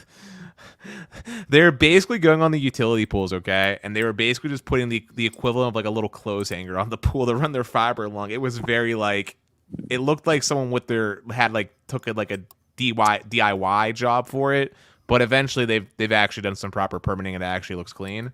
And GoNet speed is like a godsend. They've been expanding out into like really small communities, one of which actually is that really rural town that I was telling you about that I grew up in. That's one of the planned places that they're talking about actually expanding to next, because there's been enough support generated on their Facebook page. Just to kind of comment to Barry's last one, he said with a modern day handset, it's perfectly fine to have spectrum spread over multiple ranges. Yeah, it's not an issue. The modern handsets handle it better, but it's less than ideal. Yeah, but even the modern day handsets, if we had more LTE spectrum, there would have been limitations. Yeah. Well, the way I look at it is this: when Verizon improved, or I should say refarmed PCS to 5 megahertz LTE from 3G, it gave a little capacity bump. Yeah. When it became 10 megahertz, it didn't double, it more than doubled the capacity just by having that additional spectrum. So yeah, so like the gains are like the sum of the gains exceed that of pieces and parts working together. Yeah, so many long nights on the phone out when refarming that spectrum, man. It was I'm sure, dude. months, Yeah, horrible. Yeah, it's a nightmare, and you could see the way they did it in baby steps too. It was still a problem. Yeah, I mean AT&T with all those 10 megahertz chunks, you got to scroll down a Samsung almost to read all those LTE carriers. Yeah, they got 10 megahertz of this, 5 megahertz of that. I mean, it like he says, it does a nice job of working together, but it works, but it's not the best. Yeah. I mean, hell, I would have. I mean, look at what the FCC did with the 700 megahertz. I mean, that's just an absolute nightmare. Band 12 is still unusable on all carriers. Yeah, it's. They just chopped it up and spit it out, They chopped it up, and we all got horse patties. And it really hurt Uplink. Oh, so bad. I just pumped in an address need. They raised their prices to $90 on the gig now, and they're doing a promo where it's like 80 for 12 months and 90. Yeah, their price for life stuff's gone, which sucks, but whatever. Well, Barry, I blame the FCC. I don't blame any carrier for all this. No, it's all the FCC. It's a Jeep pie. We're gonna put it on him. We'll probably. Sneed. Sneed, since people are. Okay. Tyrone wanted to finish his thought. Sorry. Yeah, that's okay. We're probably going to get auction 110 results end of the week. The last round of assignment phase is Monday. Yep, there you go. Sweet, I can start talking about it. But Sneed, I was just gonna ask, since people were talking here. Now that Los Red is live, my man. Nice. What are your thoughts? You've been using it now for what, 2-3 months? Yeah, it's the best, bro. Has anybody else in the good of the order used any Los Mobile lines? Everything Los Mobile offers has been phenomenal, from the Magenta to the Death Star to the Big Red. I've used them all, and it's the best priority. It's the best access. Only Death Star I'd even think about touching. Because you got those free lines on your personal, right? Oh, it's not even that. I'm sure you constantly hear my examples of going around Colorado with the Los Mobile Death Star plan and talking about like, wow, this looks good, and then throwing on T-Mobile and going, yeah, it looked good. Oh. Yeah, but Yeah, I'd only touch Big Red on the Los lines. Oh, you would do the Verizon access. No, I mean AT&T. Vestberg. Yeah. AT&T. Okay. Verizon. I'm currently using a Legacy Unlimited plan. Ooh, the 2005 one. Yep. Ah, yes, that is a very good plan. That is the OG of OGs. And messed up or not, most of the time when I'm like, ooh, this is a good speed, throw up the T-Mobile one and go, hey, they're both usable, but I'm paying less per meg down on T-Mobile. It's all that Sprint spectrum. Dude, I can't wait. Can't wait to try it out in Colorado, man. I can't wait to see what you actually see with T-Mobile so that my eyes can be changed. Hey, if it sucks in your market, it sucks in your market. And the only thing you can do is wait. Yeah, but you guys have good network access across the board, it seems like. I mean, Denver's got mmWave absolutely blanketed on every street corner, nook, and cranny, it feels like. AT&T in the city seems to be doing pretty all right. I've not been able to find mmWave the last few times I went into Denver. Seriously? Yeah. Dude, Verizon's got the legit street view down, like, on a block-by-block basis, showing where it is. When was the last time you were there, Pete? 6 months ago. So you think those upgrades have all been in the last 6 months, Dennis? Probably. I mean, I don't know. I just know Stetson's done mmWave testing there pretty frequently, and it's been performing exceptional. Maybe it's just been the recency. Yeah, because every last time I found a mmWave node Verizon's in Denver, I couldn't even connect to it for a speed test. I'm just trying to think what I'll do to try to actually make use of the speed. Also, speaking of speed, I can't wait to actually get to experience some Next Light fiber. You're gonna want to move here, dog. Dude, I don't know if I could, man. You're gonna want to sell your house and move here. Hey, that's why Sneed hasn't come to visit. Listen, Sneed's got AT&T fiber. He has no reason to move now. Nope. Steed hasn't come to visit because even with the AT&T fiber, he tried the Next Light and be like, dog, what's this shit I'm paying for? Well, the latency is clearly different. That's for sure. Yeah, but that's because Next Light literally basically has its own like main fiber trunk, like right into like the heart of like the actual backbone. They're not really doing any nonsense. Pete, what are you at, like 2-3 millisecond? On a bad day. So it's like 1 millisecond? Or lower. Or lower, sheesh. Yeah, but that's because Nextlight also has the you guys have like incredible peering agreements thanks to the fact that you're municipal. We have one hop to layer 3 backbone. So yeah, incredible peering agreements. Yeah, I was just saying how incredible.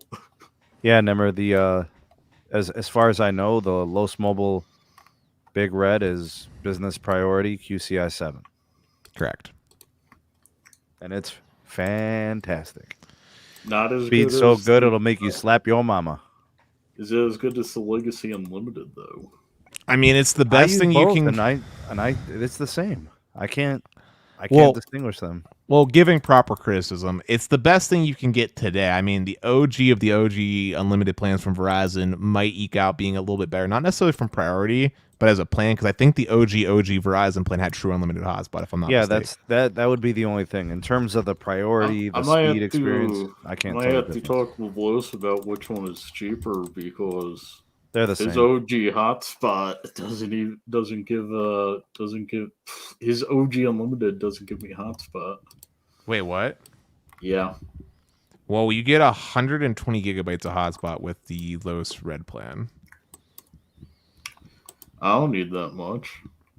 And then you get unlimited on-device usage. Video is capped at 720p on LT, but you do get the uncapped video on ultra-wideband. And obviously unlimited calling and texting, and domestic roaming is the same. So, like, if you're in an area where Verizon doesn't have native coverage, you need to roam on, like, US Cellular or something, you'll get the access to the roaming. The Los AT&T gives me unlimited on-device hotspot. Yeah, the AT&T plans were the only ones that we had the unlimited hotspot on. Oh, I'm all aware. Hey, Tyrone. Yes, sir. I got 3 megahertz of band 26 on T-Mobile right now in the basement. Nice. Getting 6 megabits down and 2 megabits up. What do you think, man? Can't use that Canadian stuff, let me tell you. Wow. I'm surprised that's still active. Yeah, bro. I told you why it was active just now. Because Dish doesn't want to buy it. They won't pay. You know, Sneed, you know what I'd love to see you do? I think this would be a fun challenge for you. I don't know if you'd actually commit to it, but I would love... No, I know where you're going with this. Go ahead, bro. What am I going to say? You're going to tell me to use T-Mobile as my daily. No, actually, that's not what I was going to go to. All right. We focus a lot on this channel, especially us, about priority and everything like that. Yeah. I was going to set a challenge to you that you should pick an MVNO. Ooh. And try to daily drive that for a month. I did with Visible once. That was a couple of years ago, and it was really good. Well, I think that'd be a fun little challenge again. Maybe do it. Mint Mobile? Yeah, maybe Mint, honestly. Mint's T-Mobile. Well, hold up. Mint's T-Mobile, so that wouldn't be fair. Maybe do US Mobile, man. I did Kosher Wireless a couple of years ago. Were they illegal too? Yeah, dude. Should do consumer cellular. Oh God. No, but how about do US Mobile, right? Because they have an unlimited plan that's 75 gigabytes, and just see if that's actually a problem for you. Like you, the power user, see if 75 gigabytes actually becomes a problem for you, and use US Mobile. So Dennis, I'm not a power user anymore, man. He's a family man. You know what happened? What? I got fiber. And I literally went from 300 gigs of data on each line down to like 15 on each line. Dude, you're still at 45 a month on the T-Mobile. Yeah, because of speed testing. Yeah. I mean, each one of those tests probably uses a gig, Pete, when I'm doing an N41 test. The last one I did used a gig and a half. Yeah, see, that's what I was thinking. So, Ting or Boost for Ray J's World, that's rough, bro. The reason I'm not really liking those options because Ting you pay by the gig, and Boost you get 35 gigs. Ting has an unlimited plan, $45 a month. Literally, if you're considering those two options, Legal Eagle, man. Watch Legal Eagle. If you're considering those two options and you're doing to get good access to the T-Mobile network, and this is not just me fronting, but I would honestly recommend just getting a Los Mobile T-Mobile normal Magenta line because of the promo we have going on. Why would he do that? Well, Boost unlimited Dennis? pricing is $45 if I remember correctly. Yes. The Los Magenta is the same plan Sneed's used on his T-Mobile line.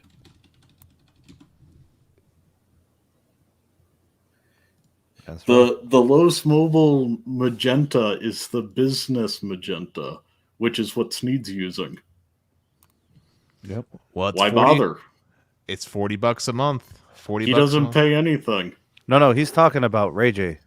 Oh. Yeah. So yeah. In regards Steve doesn't need that. He already has it. For, no, I trust me. I know what Sneed has. Sneed knows what Sneed has. He helps out. But listen, for Ray J, Ting and Boost, okay, they're both like if you're trying to do it to get good access to T-Mobile network, Boost pricing is not great. Neither is Ting's, depending on what you're trying to do. I believe Boost charges $45 for unlimited, and someone can correct me if I'm wrong.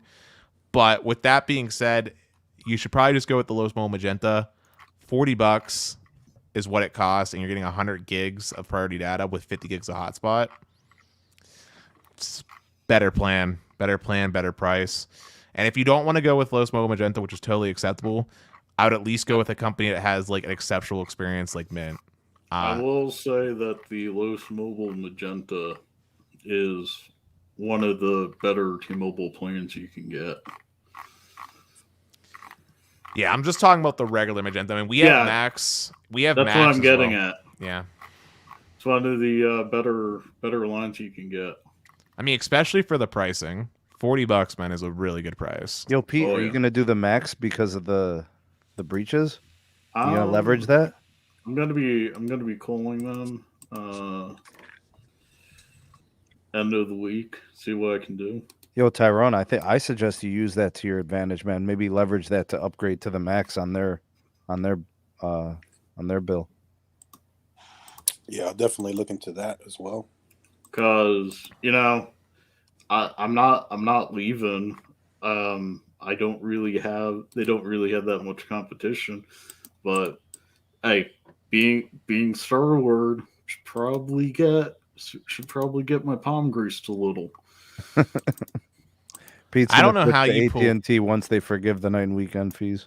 I don't know how you always pull it I want off. that $200 check, dog. Yeah, but Pete, I know you always pull off some shenanigans when it comes to T-Mobile treating you right, bro. T-Mobile never treats me right, So no matter what. The secret is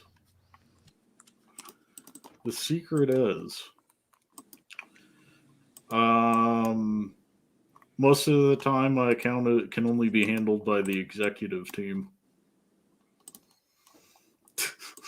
VIP, bro. Well, Pete, if you wanna try having a call with me when we're out in Vegas together to see if T-Mobile can actually do me right, I'd be down. Hey, Dennis, what's the pricing on the Magenta MAX single line? Well, $90, right now, $80. Right now with the holiday promo that we're doing, which is limited time and limited quantity, you can get a T-Mobile Magenta MAX line on Lois Mobile for $55. Damn, how is he eating that money? He just wants people on the service, man. By the way, I'm kidding. I know he's not directly paying the consumer line rate. Yeah. Dennis in Vegas, that's scary. Well, I'm not a gambler, so I'll be all right. I'll mainly be eating primarily. The goal is to go to some buffets that are only in Vegas. I also might, real quick, have you ever heard of the Heart Attack Grill, Sneed? I'm not going. I've already eaten there before, but I might be tempted to revisit. Basically, picture a very unhealthy fast food place where like that is their marketing. They literally make you wear like one of those like nurses gowns and they make you pay in cash. And it's kind of like a Hooters theme, but with like doctors and nurses.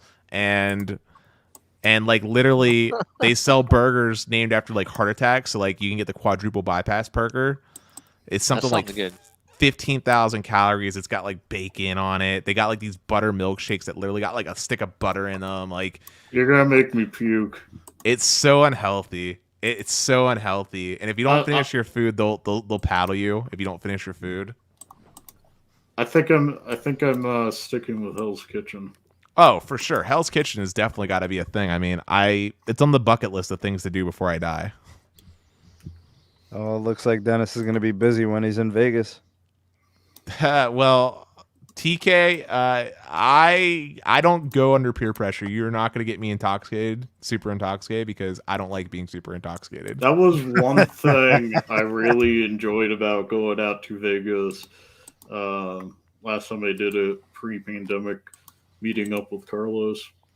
Also, for people asking, yes, just go to losmobileusa.com, place your order there. Just being clear, activations, and it's on the site too, but activations can take 3 to 5 days. We're pretty good about trying to do it sooner, but just bear that in mind. I'm trying to talk with Los to see if I could do something to get that sped up, but it's tricky. Pete, let's talk behind the scenes, and I'd be glad to hear what you can do. I mean, we're definitely trying to improve things across the board, but that's just a realistic time frame. Processing, my friend, processing. I mean, right now we just found out. Basically speeding up processing. Yeah, I mean, right now I just found out today that Verizon's activation portal is down for New Year's. Fun times. Can't do anything. Yeah, I got the orders put in, and they're just pending, waiting Yeah. for the system to approve them. Oh, Tyrone, I wanted to ask you, since you're here, you didn't get a chance to vote in the poll or to kind of chime in, but what is the average cost for cellular service on your accounts? Like, how much per line are you paying? Good question. I'm at Most- $17. Yeah, most of them are around the $20 price. I only finance one phone. The rest of them are just the cost of the line. So Okay, it's so really not that. back in, I think, 1997, the average cost for a line of cellular service was $50. Damn. Today, it's $24. Wow. And I was making the point that cellular service today is as cheap as it's ever been. Oh, I yeah. mean, it's And not the going price- up either. Yeah, and the price has decreased every year during the LTE era. Dude, sometimes I randomly see my price go down in a month for no apparent reason. But I Like- did also assume, like, okay, so like Pete, for example, your bill has been randomly going down or whatever, and Never goes up unless have to finance a phone. right. But like I'm expecting the price to possibly increase due to 5G investment in capex. I could see that, but Well, if they do, we'll be happy. Here at Lowe's, not- we'll keep it low. it's not like I won't be in a position to eat a modest increase. Yeah, I think the carriers kind of have to monitor the market, because if like just right now, if Verizon were to increase pricing, of They'd course, lose half their customers. Yeah, that's just speculation, but the market is too aggressive and too saturated. There's too much to choose from. Well, they wouldn't lose their customers per se. What would likely happen is those customers would just switch to like an Xfinity Mobile or Yeah, a Spectrum Mobile. Yeah, they'd go to an MVNO, but that's kind of the market that we're in, and it's really tough to go up in price. It's going to be tough. Plus, T-Mobile would use that. They would exploit them in their marketing. You know how they are. Mm-hmm. Hey, that might be a good thing for T-Mobile users, especially when the price lock period ends. Yeah. Be like, hey, Yeah. I'm like the other two. We kept it low.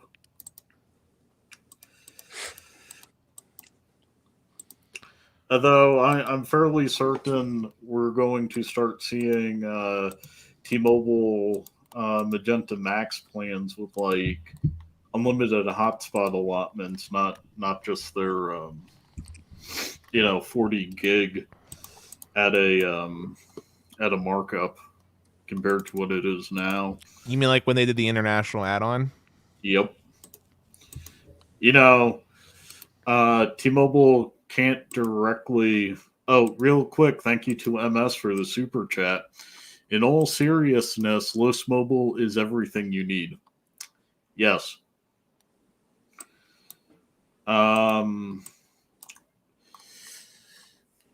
What was I saying? Real quick, Barry, just to address this, I'm paying about $33 a line on my Verizon account. Pete's at about 17, he said, per line. Yep. What are you at, Tyrone? 20 something? Yeah, I'm at about 20, 23, 24. What are I'm you the at, most Moose? expensive here, probably. Well, Dennis, what are you at? About $40 a line on the AT&T account. Okay. Moose, what are you at, dog?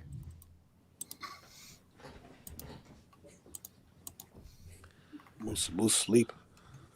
Maybe he stepped away. Maybe sleep. Mind you, that's AT&T Elite, mind you. Why aren't you using Los Mobile instead? It's on my, Kidding. it's on my dad's account. It's also where that number is that I talked about that I use for stuff. I have a Los Mobile line, dude. Yeah, I know. That's why I'm kidding. Oh. I actually have multiple Los Mobile lines at this point. Tim chimes in. We'll see. I have zero faith in Dish. Why not have faith in the company that has been squatting on Spectrum for 10 years? Exactly. Wait a minute. I thought you were the Dish supporter here. I am the Dish supporter. I don't have any faith in Dish. I am the Dish supporter. But I'm not blind. I want Dish to succeed. However, they'd have to not make a 180. We're talking like, a 520 from where they've been. Mm-hmm. Dude, honestly, I have this is my stance. I want and you're gonna blow me up for this, but I honestly want Dish to either partner with or be bought out by someone else. Yes. Yes. Is Caleb thinking about T-Mobile buying them? No, I'm not. No, I don't. I don't want. That's not gonna. I don't want T-Mobile to buy them, but like, I would love it, for better or worse, if Amazon, for example, would buy Dish. You've been listening to me. Hey, Sneed. People I know, outside Fire the Mobile. community, listen. I know. Fire Mobile, I know. Well, no, it's because look, Amazon is massive. They do everything. Like they already have infrastructure in place. They got delivery down packed, so they'd be able to give like next day. So here's the thing, Dennis. Regulations. Do you think they make it through all that? I mean, it's Amazon, man. They might. They'll say they'll put I think they would. 4D on the moon and then not do it and still get paid. Bro, they'll pay off the politicians. They will, yeah. They'll put. I'm just saying that's what it would 5G take. 5G on Planet Zor before Neville. Zarg nuts. No, but let's just think about this for a minute. If Amazon owned Dish, right? They would already have like the logistics of like inventory down packed. I mean, they'd literally be giving like next day shipping on phones, which no one can do. That's an awesome experience. They have the AWS backend to handle like all kinds of stuff from the website to everything else that needs to be done. They got they got Prime the towers. Bro, let me explain to you guys how cheap Dish would be to buy, how affordable it would be. How much was Sneed and Sprint? I could rub 2 pennies together and buy them. How much was Sprint? Was it like 30 billion? 26 billion. 26 billion. What is Dish worth? I don't know, 16. Yeah, they're 2 less. cents. Apple could show up with one bag and buy Dish. One bag. Apple wouldn't even need a loan to buy Dish. They'd probably take one out, though. They could use Dish just for activating phones in the store. That's all they would need them for, and they'd be like, "Yeah, we're good." Yeah. You activate this unlocked phone on Dish.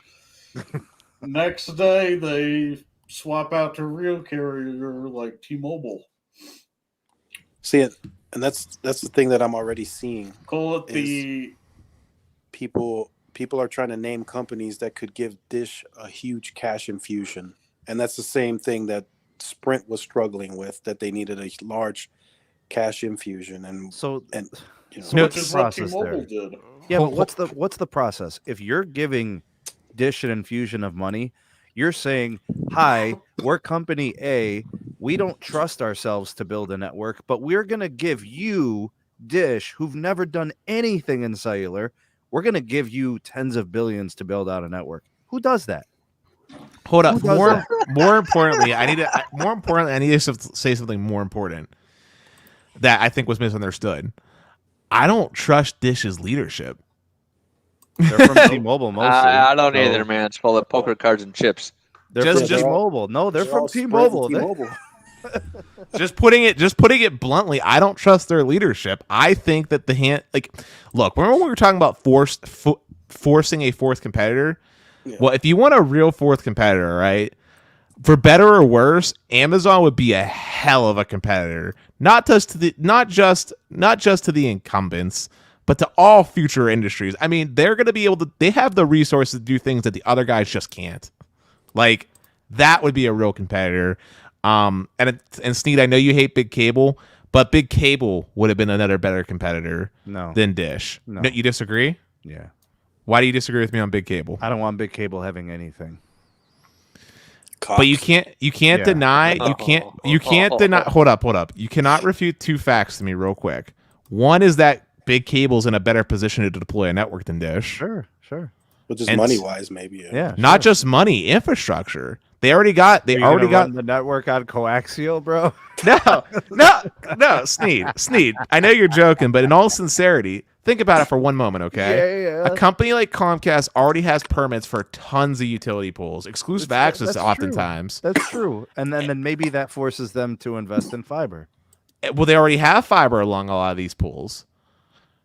Dude, the only parts of most cable companies' networks that isn't fiber is from the node to the house. But the actual lines that are being ran to these nodes are mostly already fed by fiber. All right, look, man. Number one fiber miles run in the U.S. is who? AT&T. I think it's AT&T. Number two is who? Verizon. Thanks. End of story, because the other guys aren't even close. But they're tier one ISPs. Dennis, Whatever. Dennis, I'm going to make your cable Comcast dream come true. Just don't. I can't. Just give it time. I got. Let him marinate. Don't worry, man. Yeah. It'll happen. Believe me. Yeah. I mean. But, yeah. I mean, at some point in the future, Dish is going to look for a massive consolidation. I mean, just look at their TV business besides wireless. If they don't get this DirecTV merger, which we know it's going to come eventually, even their TV business, their satellite business is dying out. So what is Dish? What are they going to have left to go off of, really? And their Sling product doesn't necessarily stand out. I think YouTube TV is better than Sling. Yeah. So it's tough. It's going to be real tough for Charlie. The only thing I would say is that the reason I would trust big cable to be more successful is because look at what they just did with MVNO. Yeah. Right? Like they've been adding, I think, a collective 500 million customers a quarter between Charter and Comcast. The carriers had to add them in the run rate. They literally they're the big takers in SOGA. Like, you know, I was talking to Roger about this. If they're adding 500 million a quarter, those are customers directly taken from Verizon, from AT&T, and T-Mobile. Hey. Because these guys are selling lines for $30 as long as you're buying two or more. Yep. Just check the private chat. You'll see, guys. I can't say anything, but Ray J World said, "What about no, There's no way. There's no way." Somebody mentioned Walmart buying up Dish. That'd be hilarious. Does Walmart even have the free cash to do that? Yeah. Sheesh. But here's the thing. I already assume drug dealers buy phones in Walmart and cash. So if they're only selling Dish Wireless in there, you got the drug dealers buying Dish Wireless in the store where they'd already be buying phones. Work perfect. Look, let me tell you guys something, and this is all I'm going to say on this. In 2010, 9, 8, that entire last part of the decade, T-Mobile wanted a merger. Oh, yeah. In 2011, 12, 13, 14, T-Mobile wanted a merger. In 16, 17, 18, they wanted a merger. Yep. Every single step of the way, T-Mobile is looking for a merger. That's all I'm going to say on that. Don't at me. Don't mess with me. That's all I'm going to say on it. What's the point? What's the point on that, though? What are you getting at on this? You guys are hell-bent on worrying about Dish, and I'm telling you, they're not the target for a merger acquisition. That's correct. Dish will never be bought out. I know that for a fact. Why do you think they won't be bought out? Like, are you saying like because they're not Charlie will never sell? Bro, you will never sell. Look, don't listen to what people say. Watch what they do. Watch what they do. Yeah. That is it. I'm going to leave it at that. You can think about it. You can ponder. You can do all. I don't care. Just take that at face value. That's it. And I do know one big telecom merger coming up, and I just, gosh, I wish I can just. This is gonna kill. Let them be shocked, dog. Let them be shocked. Yeah. Well, yeah, I'll just say throwing a party when that happens. If the one that you said is true, that doesn't make me happy. Yeah. Well, what are you talking about, bro? You just said you wanted like the cable people rise up, and you wanted them to be great and make some money, customers. That's the way to do it. Yeah, but I don't want an already established. How do you think they're gonna get there? By osmosis? Come on, bro. No. Listen, I don't want them taking over an AT&T, a Verizon, or a T-Mobile. I want them to be an actual fourth competitor. You get what I'm saying? Because like, let's just say T-Mobile did get acquired by someone, right? Well, then we're still left in a crappy 3 market competition, right? And then we got Dish just kind of drowning. That's always okay. So the big 3. What do you think they're trying to do to Dish on a daily basis, bro? They're trying to drown them out. There's always going to be a big 3. There's always going to be a big 3 in Canada. There's always going to be a big 3 in the US. There's never going to be a big 4. It's always just a big 3, right? You get this big 3, and then there's a little guy. So one thing to think about it with big 3, and I'm sure an economics guy is going to bite my head off on this, but I'm not an economics guy. For you to have a good competition in a big 3, you want one to be about 40%. Basically want nobody under 30% market share. To have a competitive 4, you have most people under 35% market share. You'd end up with most people under 25% market share, which could be, a little disadvantageous to everyone but the top one. In Canada, and a Canadian said, "No, you're wrong to me, but I still believe this is the case." The issue they have with the 3, where everything is so expensive, is this came about where the government was regulating the carriers, and basically the regulators were Jeep Pie. Right, and in Canada, the big 3, Rogers, Bell, TELUS, right? There's a big 3, and Rogers just bought Shaw Communications. So Guess what? Their market share just goes up. So that's what I'm saying. Look that up, Dennis. The Shaw Rogers deal. I read about that in Facepalm. Yeah.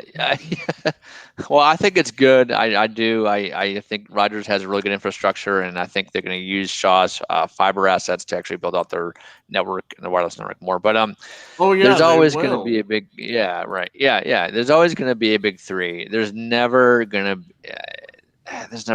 be a big 4. That's just the way because you can't have works.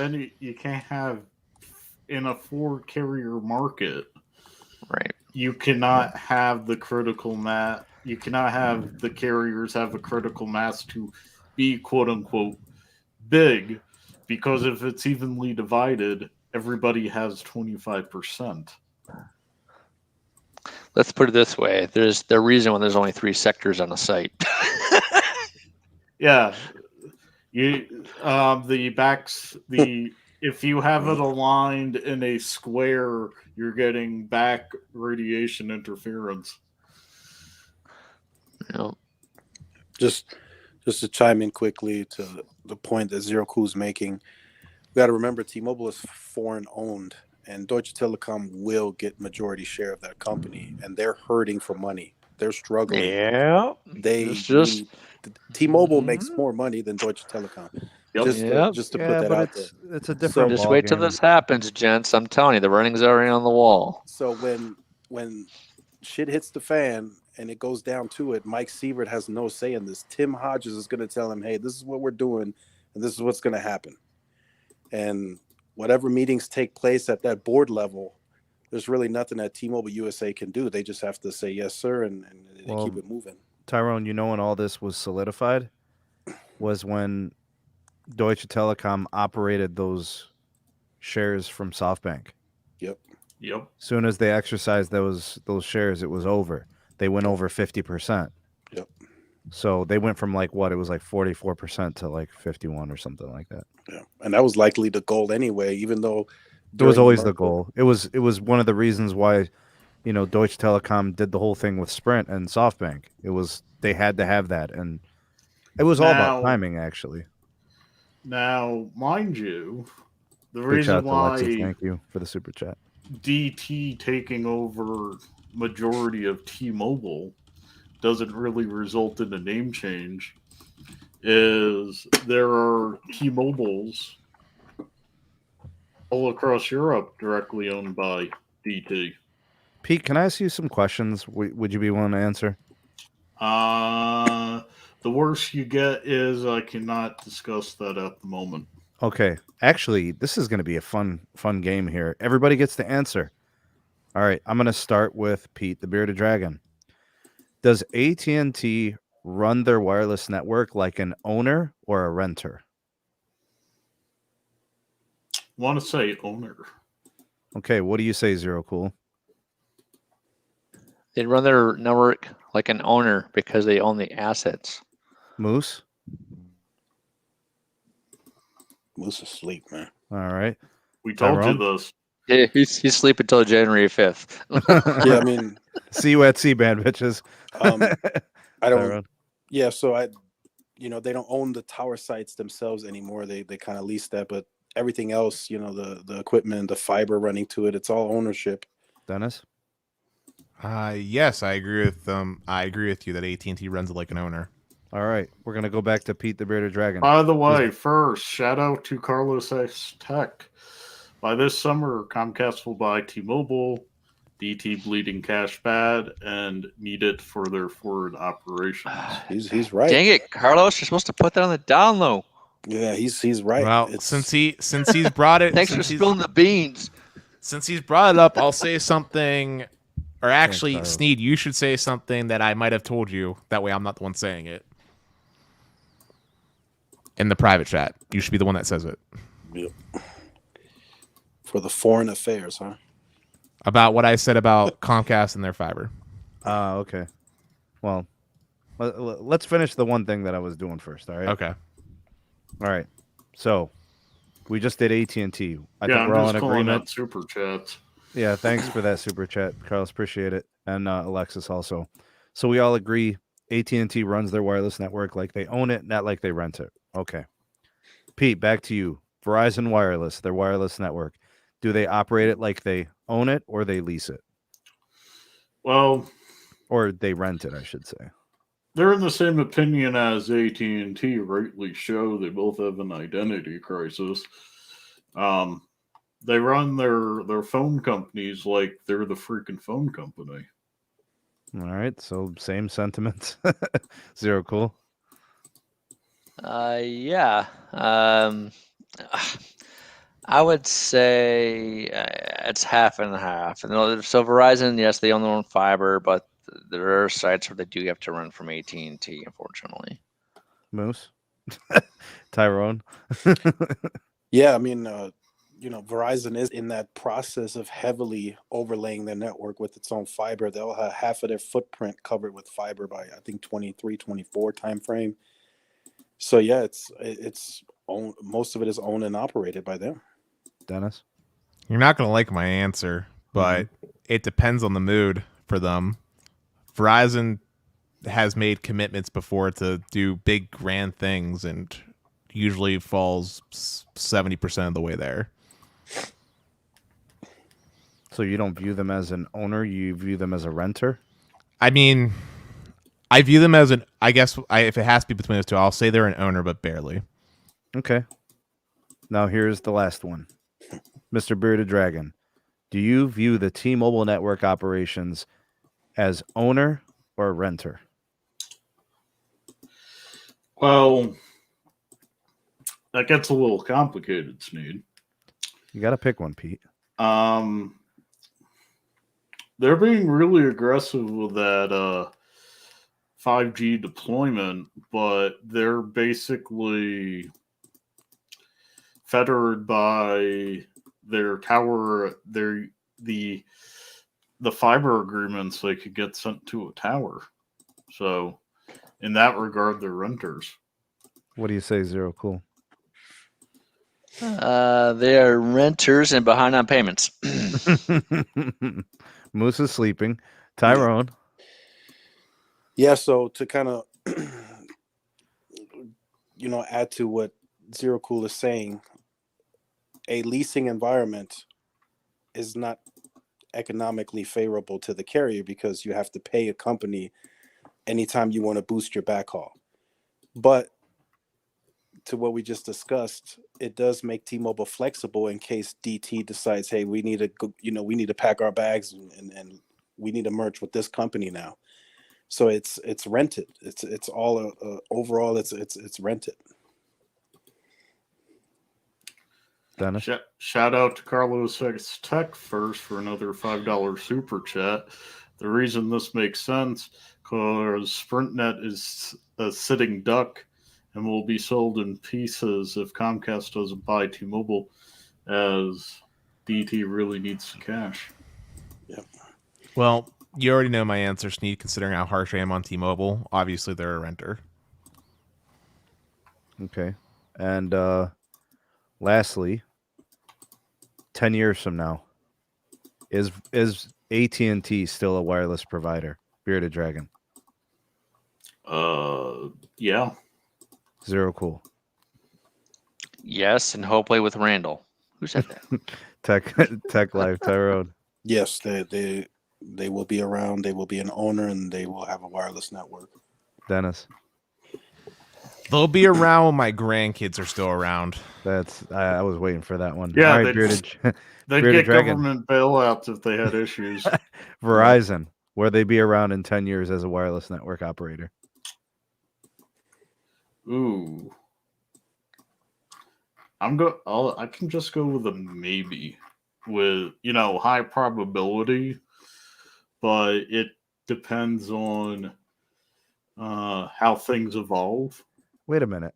You got AT&T as a definite and you got Verizon as a maybe? I can see Pete's rationale if we consider what they did with frickin' Fios. So. What? Yep. Verizon's a bigger wireless company than AT&T. Yes, but you get the wrong situation. You get the bells back together. All right, Zero Cool. Where you at, dog? Yes, 100% yes. Okay. Tyrone? Yeah, so if they let go of Hans Vestberg by summer, then they'll be around for a future, while. man. They'll be around. What? Oh my god! Yeah, Yeah, you get I was the waiting for correct that, Tyrone. situation. No more crack skin leather shoes at the Verizon headquarters. Dennis, where you at, bro? Well, you said 10 years, so that's a definite yes. If we're talking a century out, I'm not sure. All right. Bearded Dragon, T-Mobile 10 years from now, are they a wireless network operator? What sense? The same as T-Mobile, the same as Verizon and AT&T, the same question, same structure. Well, 10 years from now, DT is still going to be running wireless. So, if DT keeps T-Mobile US, then yes. Zero Cool. Oh man. I would say yes, but with a possible name change. Tyrone? Yeah, same here. I mean, the network will probably be up and running, but who's going to own and operate it in 10 years? That's going to be, is it still T-Mobile? I mean, who knows? Could be Dish. I mean, the entity that is T-Mobile formed as a mobile company, and if it exists as T-Mobile, then it will continue to be a mobile company. Dennis? Well, I know what I know. And I know that answer equals no, but I don't know if that no happens within the 10-year time span. All right. Nobody asked me for my opinion, so I'm not going to give it. Oh, no. What's your Steve, what's opinion, your Steve? opinion? I'm not. First, wait, I'll get to Santiago after Sneed's opinion on all four. All right. Well, yeah, so let's do the Santiago and then the RFK Tech. Do your opinion first. Okay. I'm going to answer all the questions. Verizon is an owner. AT&T is an owner. T-Mobile is a renter. And it's strictly just based on the fiber situation. That's how I read mine. That's really it. Also, I view T-Mobile as a guy who has commitment problems and refuses to marry a girl that he's been dating for 10 years because they know they need to commit to fiber if they're going to make it in any type of 5G race, however they want to dub it. Sounds like me. So if they don't commit to fiber, then clearly they've got 1 foot in and 1 foot out.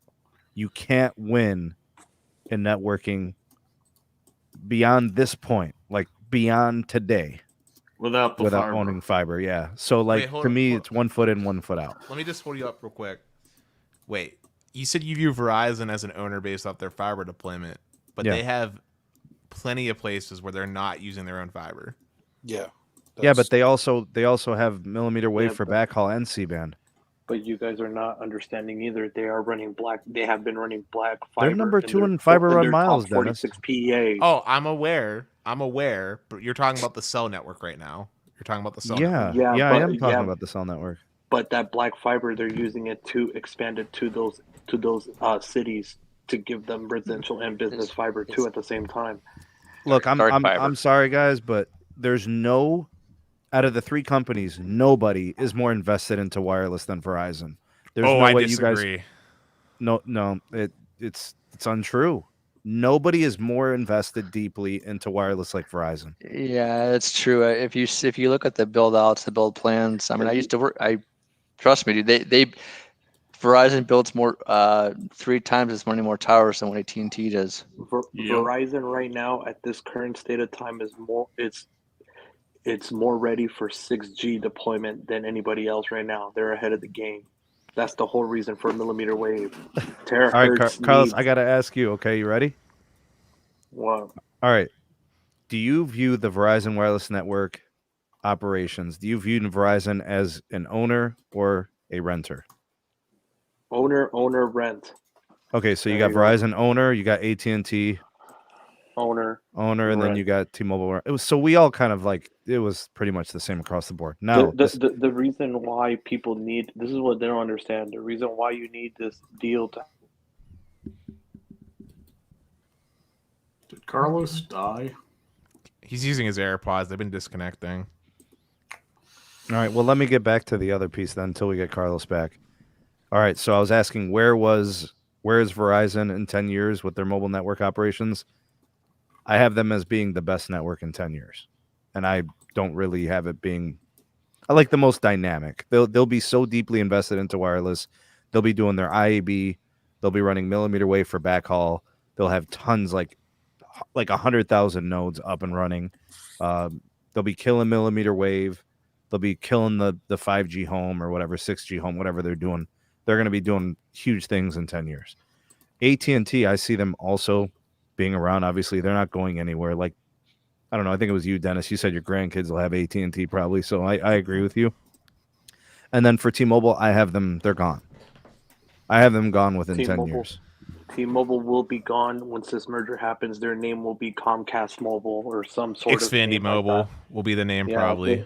They will not continue as the T-Mobile name because the T-Mobile name is not taken serious and it does not make money. I'm sorry, they're giving away free lines and stuff. It does not make money. So Comcast is doing this not just for the fiber because Comcast can benefit from the SprintNet fiber and actually make themselves serviceable in areas where they never had a footprint. But at the same time, this gives the T-Mobile network their own native fiber. But you can't continue calling it T-Mobile because then everybody's just gonna think of the pink, the magenta, and the free lines. So what you guys a profitable business. Also, Carlos, you're missing something on that. What is that, Mr. Pete? T-Mobile is a registered trademark of Deutsche Telekom. So it would need to be under. It has to be under Deutsche Telekom to be called T-Mobile. Yeah, you're right. Actually, I forgot that part. You're correct. You lose the Deutsche Telekom. You don't got the T-Mobile. Yep, because if they buy the T-Mobile name, then they have to buy all the other entities that use the T-Mobile name. Yeah. So hold on. I want to back, but I know Sneed, you got something, but let me just backtrack one sec real fast. and it might be because the Death Star has been using the force of my mind to make me say this, but please tell me how you don't see AT&T being the most invested in network and wireless right now. In wireless? Yeah. It's going to be really close. I just think Verizon's going to be doing more more with actual wireless. Like, I think AT&T's edge is in their fiber deployment, but I think Verizon will be doing more because they're going to be doing like IAB with millimeter wave. They've got very deep C-band. They're heavily invested into millimeter wave nodes already. They're tens of thousands of nodes ahead of AT&T. Tens of thousands. Just to back ahead, Sneed Carl. really quickly, and this will just be a real simple statement. Media set AT&T back, and they'll be behind. They'll catch up eventually, but they'll be behind because of media. Let's put it. Now, So what Tyrone said is true. when is Discovery Plus getting bundled into HBO Max? Summer. Now, this is the thing. Tyrone, you're right, bro. But another reason, this is another thing I see. AT&T is very strong with fiber. We can all agree on that. Like their wireline is the best of the best of the best. Okay, but they're even though their wireless network got stronger, it is still behind. So this is what I see in the 6G era. In the middle of the 6G era, I do see Verizon and AT&T becoming the one bell that they used to be. I do see something like that happening because Verizon will be so ahead in the 6G game, and AT&T will have fallen behind. AT&T's going to be pretty close, though. I don't see them falling that far behind. I don't see them falling. I don't see them falling behind either. They're already about 3-4 years behind. What are you guys talking They're about? not 3-4 years behind. Bro, they're probably 6G, yes, they are. They're probably 2 years behind. The nodes that are being deployed everywhere, 6G, you need a node like how Verizon's deploying it for terahertz. Yeah, but Caleb can chime in on this. But they've got C-band sites. It's just not as much as Verizon. I'm with you. I agree. I think they're about 2 years behind. 3-4 years is a little bit of a stretch. Okay, so I would say they're 2 years behind. Okay, now let me go back to this. Here's my thing about T-Mobile and why I don't see them around in 10 years. Watch all of the moves that T-Mobile does. They do not make a move unless they can stay very light-footed. 1 foot in, 1 foot out. No long-term commitments, no debt. They don't want any of that. They don't want to do anything that's going to make them seem as an undesirable acquisition. Everything they do is designed to keep them light and fleet-footed. Low debt, low operational cost, the minimum amount of CapEx, the minimum amount of spending, everything to a bare minimum. Eliminate small cells, only go Mac. They do not want anything hanging over their head. They want to stay at a hotel for the next 5 years. They do not want to buy a house. They don't even want to rent an apartment. They want a short stay hotel. God damn it, they want to check out at noon. I am telling you guys, they want to be a good acquisition target. But can I ask a question? Can I ask a question? If that was the case, right? If T-Mobile wants to be acquired, why acquire Sprint? Why take on the debt? Because now they have value. It's because of the spectrum. The only reason why Sprint was acquired is due to spectrum. Okay, so like I said, what do you need for a network? You need spectrum. You need density. You need backhaul. Okay, you have the spectrum and density, but where's the backhaul coming from? Well, you might need another merger for that. Let's put it this way, Dennis.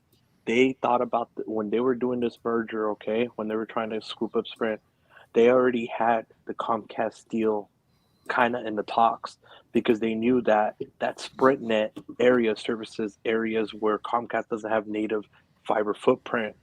So this actually helps Comcast expand and dominate, and this helps at the same time T-Mobile get purchased. I want to say something so bad on the stream, but I'm going to put it in the private chat instead. I'm going to tell you guys again. Keep in mind, this is the whole plan. If they never got Sprint, they were moving on to another merger. Every single step of the way, they were looking for a merger, an acquisition, being bought out. Every single time. The other two can't merge anything. They cannot acquire anything. They're not allowed. They're too big. Yeah. But T-Mobile was small enough to where they allowed it. So here's the thing: how we kind of have to look at this too. T-Mobile isn't necessarily like if they go into merger talks this summer or next year, they're not necessarily a cheap company to purchase anymore. Their market cap is 150 billion. So if somebody's going to try to merge or It has to be buy a them, $250 billion company. it has to be $250+ billion company, and Right. then even then they might squint and be like, I don't know if I want to do that, because we're talking about AT&T buying Time Warner for 86 billion. T-Mobile is going to be more expensive than 86 billion to buy. They have the number 2 count on subscribers on the postpaid side, passing AT&T. They're going to be ridiculously expensive to buy if any company were to even take that on. It's gonna be. I just want to say, whatever telecom merger, major telecom merger, it's gonna happen next in our lifetimes, within the next 10 years. It's gonna be horrible. It's just gonna be so bad. I'm gonna just. Well, if it's Comcast, this is my prediction of what happens. Okay, one is that we will get a good network. We'll get a good network. I believe that. Yeah, But but two is the pricing is gonna be horrible. Yes. It's gonna be like what they do with their internet, where it's like new customers get this price for 2 years, and afterwards it doubles in cost. You think that regulators are going to let that happen, Dennis? Which part? Anything that you just said about pricing and contracts, you really think regulators aren't gonna build that into concessions and divesting, and there's gonna be a lot of stuff that would have to happen. They in order might for do them what to they did with approve that. T-Mobile, where it's like you have to keep your pricing for 3 years, but then what happens afterwards? No, I understand. I'm just saying, you know they're gonna regulate that. You have more faith than me. Sneed, What do you mean? They regulated Sprint and T-Mobile, and those are too small. Like, they were the 2 smallest carriers. But I still think those concessions They even were a created slap on the Dish. wrist. I still think those concessions were a slap on the wrist. They are, but I'm just saying, there's going to be some.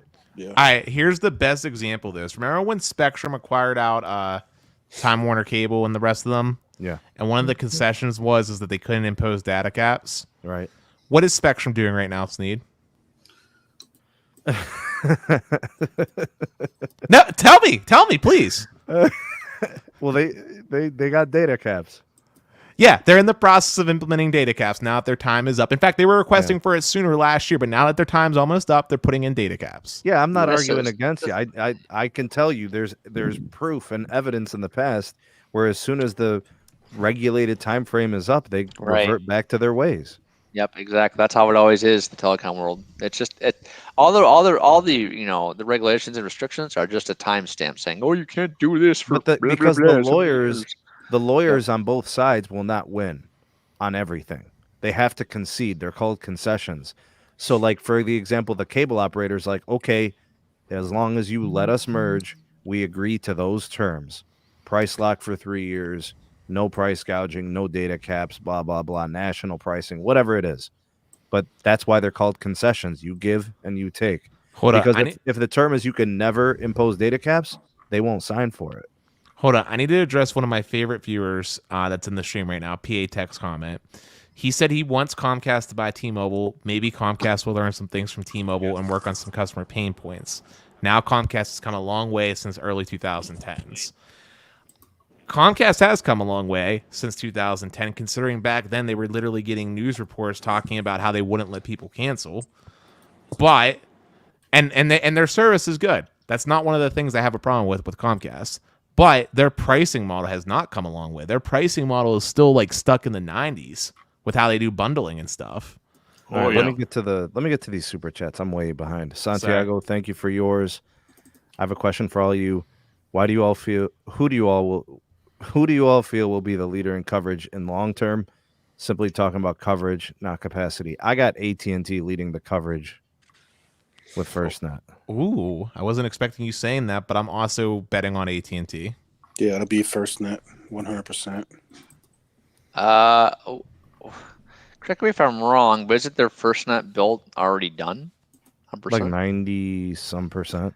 Yeah, so that's why I'm picking Verizon, because they're going to put twice as many small cells as what every but that's FirstNet not builder is. The question was the coverage. You can still cover with Coverage, small not cells. capacity.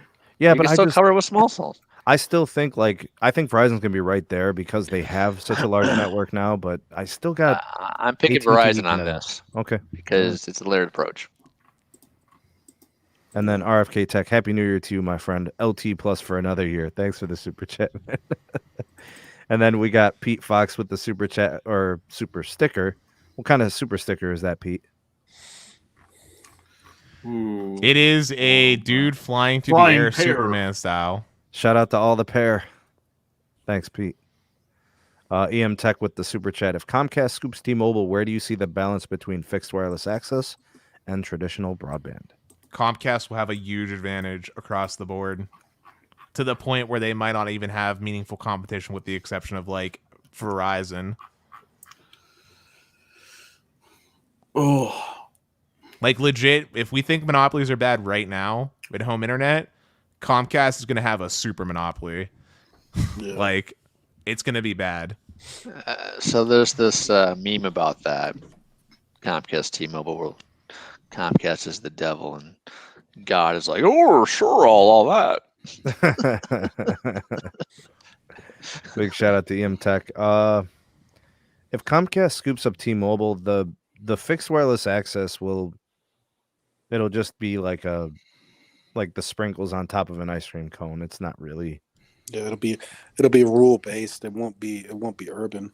Yeah, fixed wireless access has its place. You run the fiber, you shoot it through a wireless signal. You know, it's easy to do. You just serve the extra capacity as, you know. Yeah, it's a postpaid line.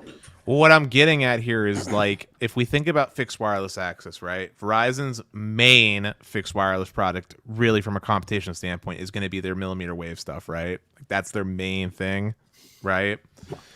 The footprint on that for where they're going to be serving from a household by household basis is just going to be simply smaller put. That's where T-Mobile came in with their T-Mobile Internet products, serving those areas where Verizon wasn't willing. Well, if Comcast owns T-Mobile, and Comcast already has a monopoly in a lot of these markets, and T-Mobile is the only other viable option and owns T-Mobile, they've now become effectively a super monopoly, because they both offer the fixed wireless product and they offer the home internet product in that market. How many customers does Comcast have? Dude, I want to say it's something like active customers or customers they can service. active. I want to say it's something like 30 million, but let me double check. All right, fixed wireless access for T-Mobile right now is 500,000. So, Sneed, you're at the 4-hour mark. How much 31 longer? million is the amount, by the way. How much longer are you thinking about staying going? I'm thinking about wrapping up, Pete. Keep it going to January 5th. I mean, come on. We're gonna live stream till C-band. I mean, hey, look, if you buy me a pizza with one of those super stickers, I'll go for another 4 hours. Dang. Well, if you wrap up, I'll stick soon. Within like the next 5 minutes, I'll stick around. But I'm gonna crash again. Yeah, All right, well then go let's ahead. call it. Let's call it and we can talk behind the scenes for a bit.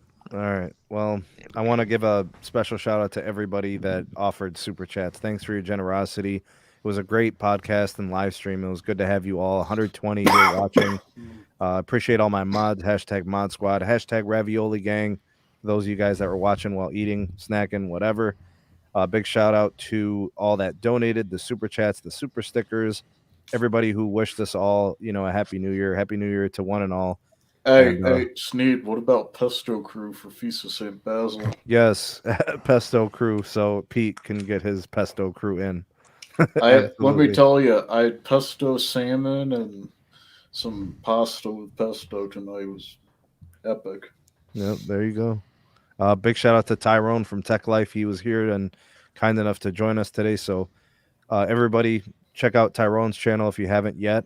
Mods, if I can get a link to his channel, that would be great. Thanks, Zero Cool. Thanks, Bearded Dragon.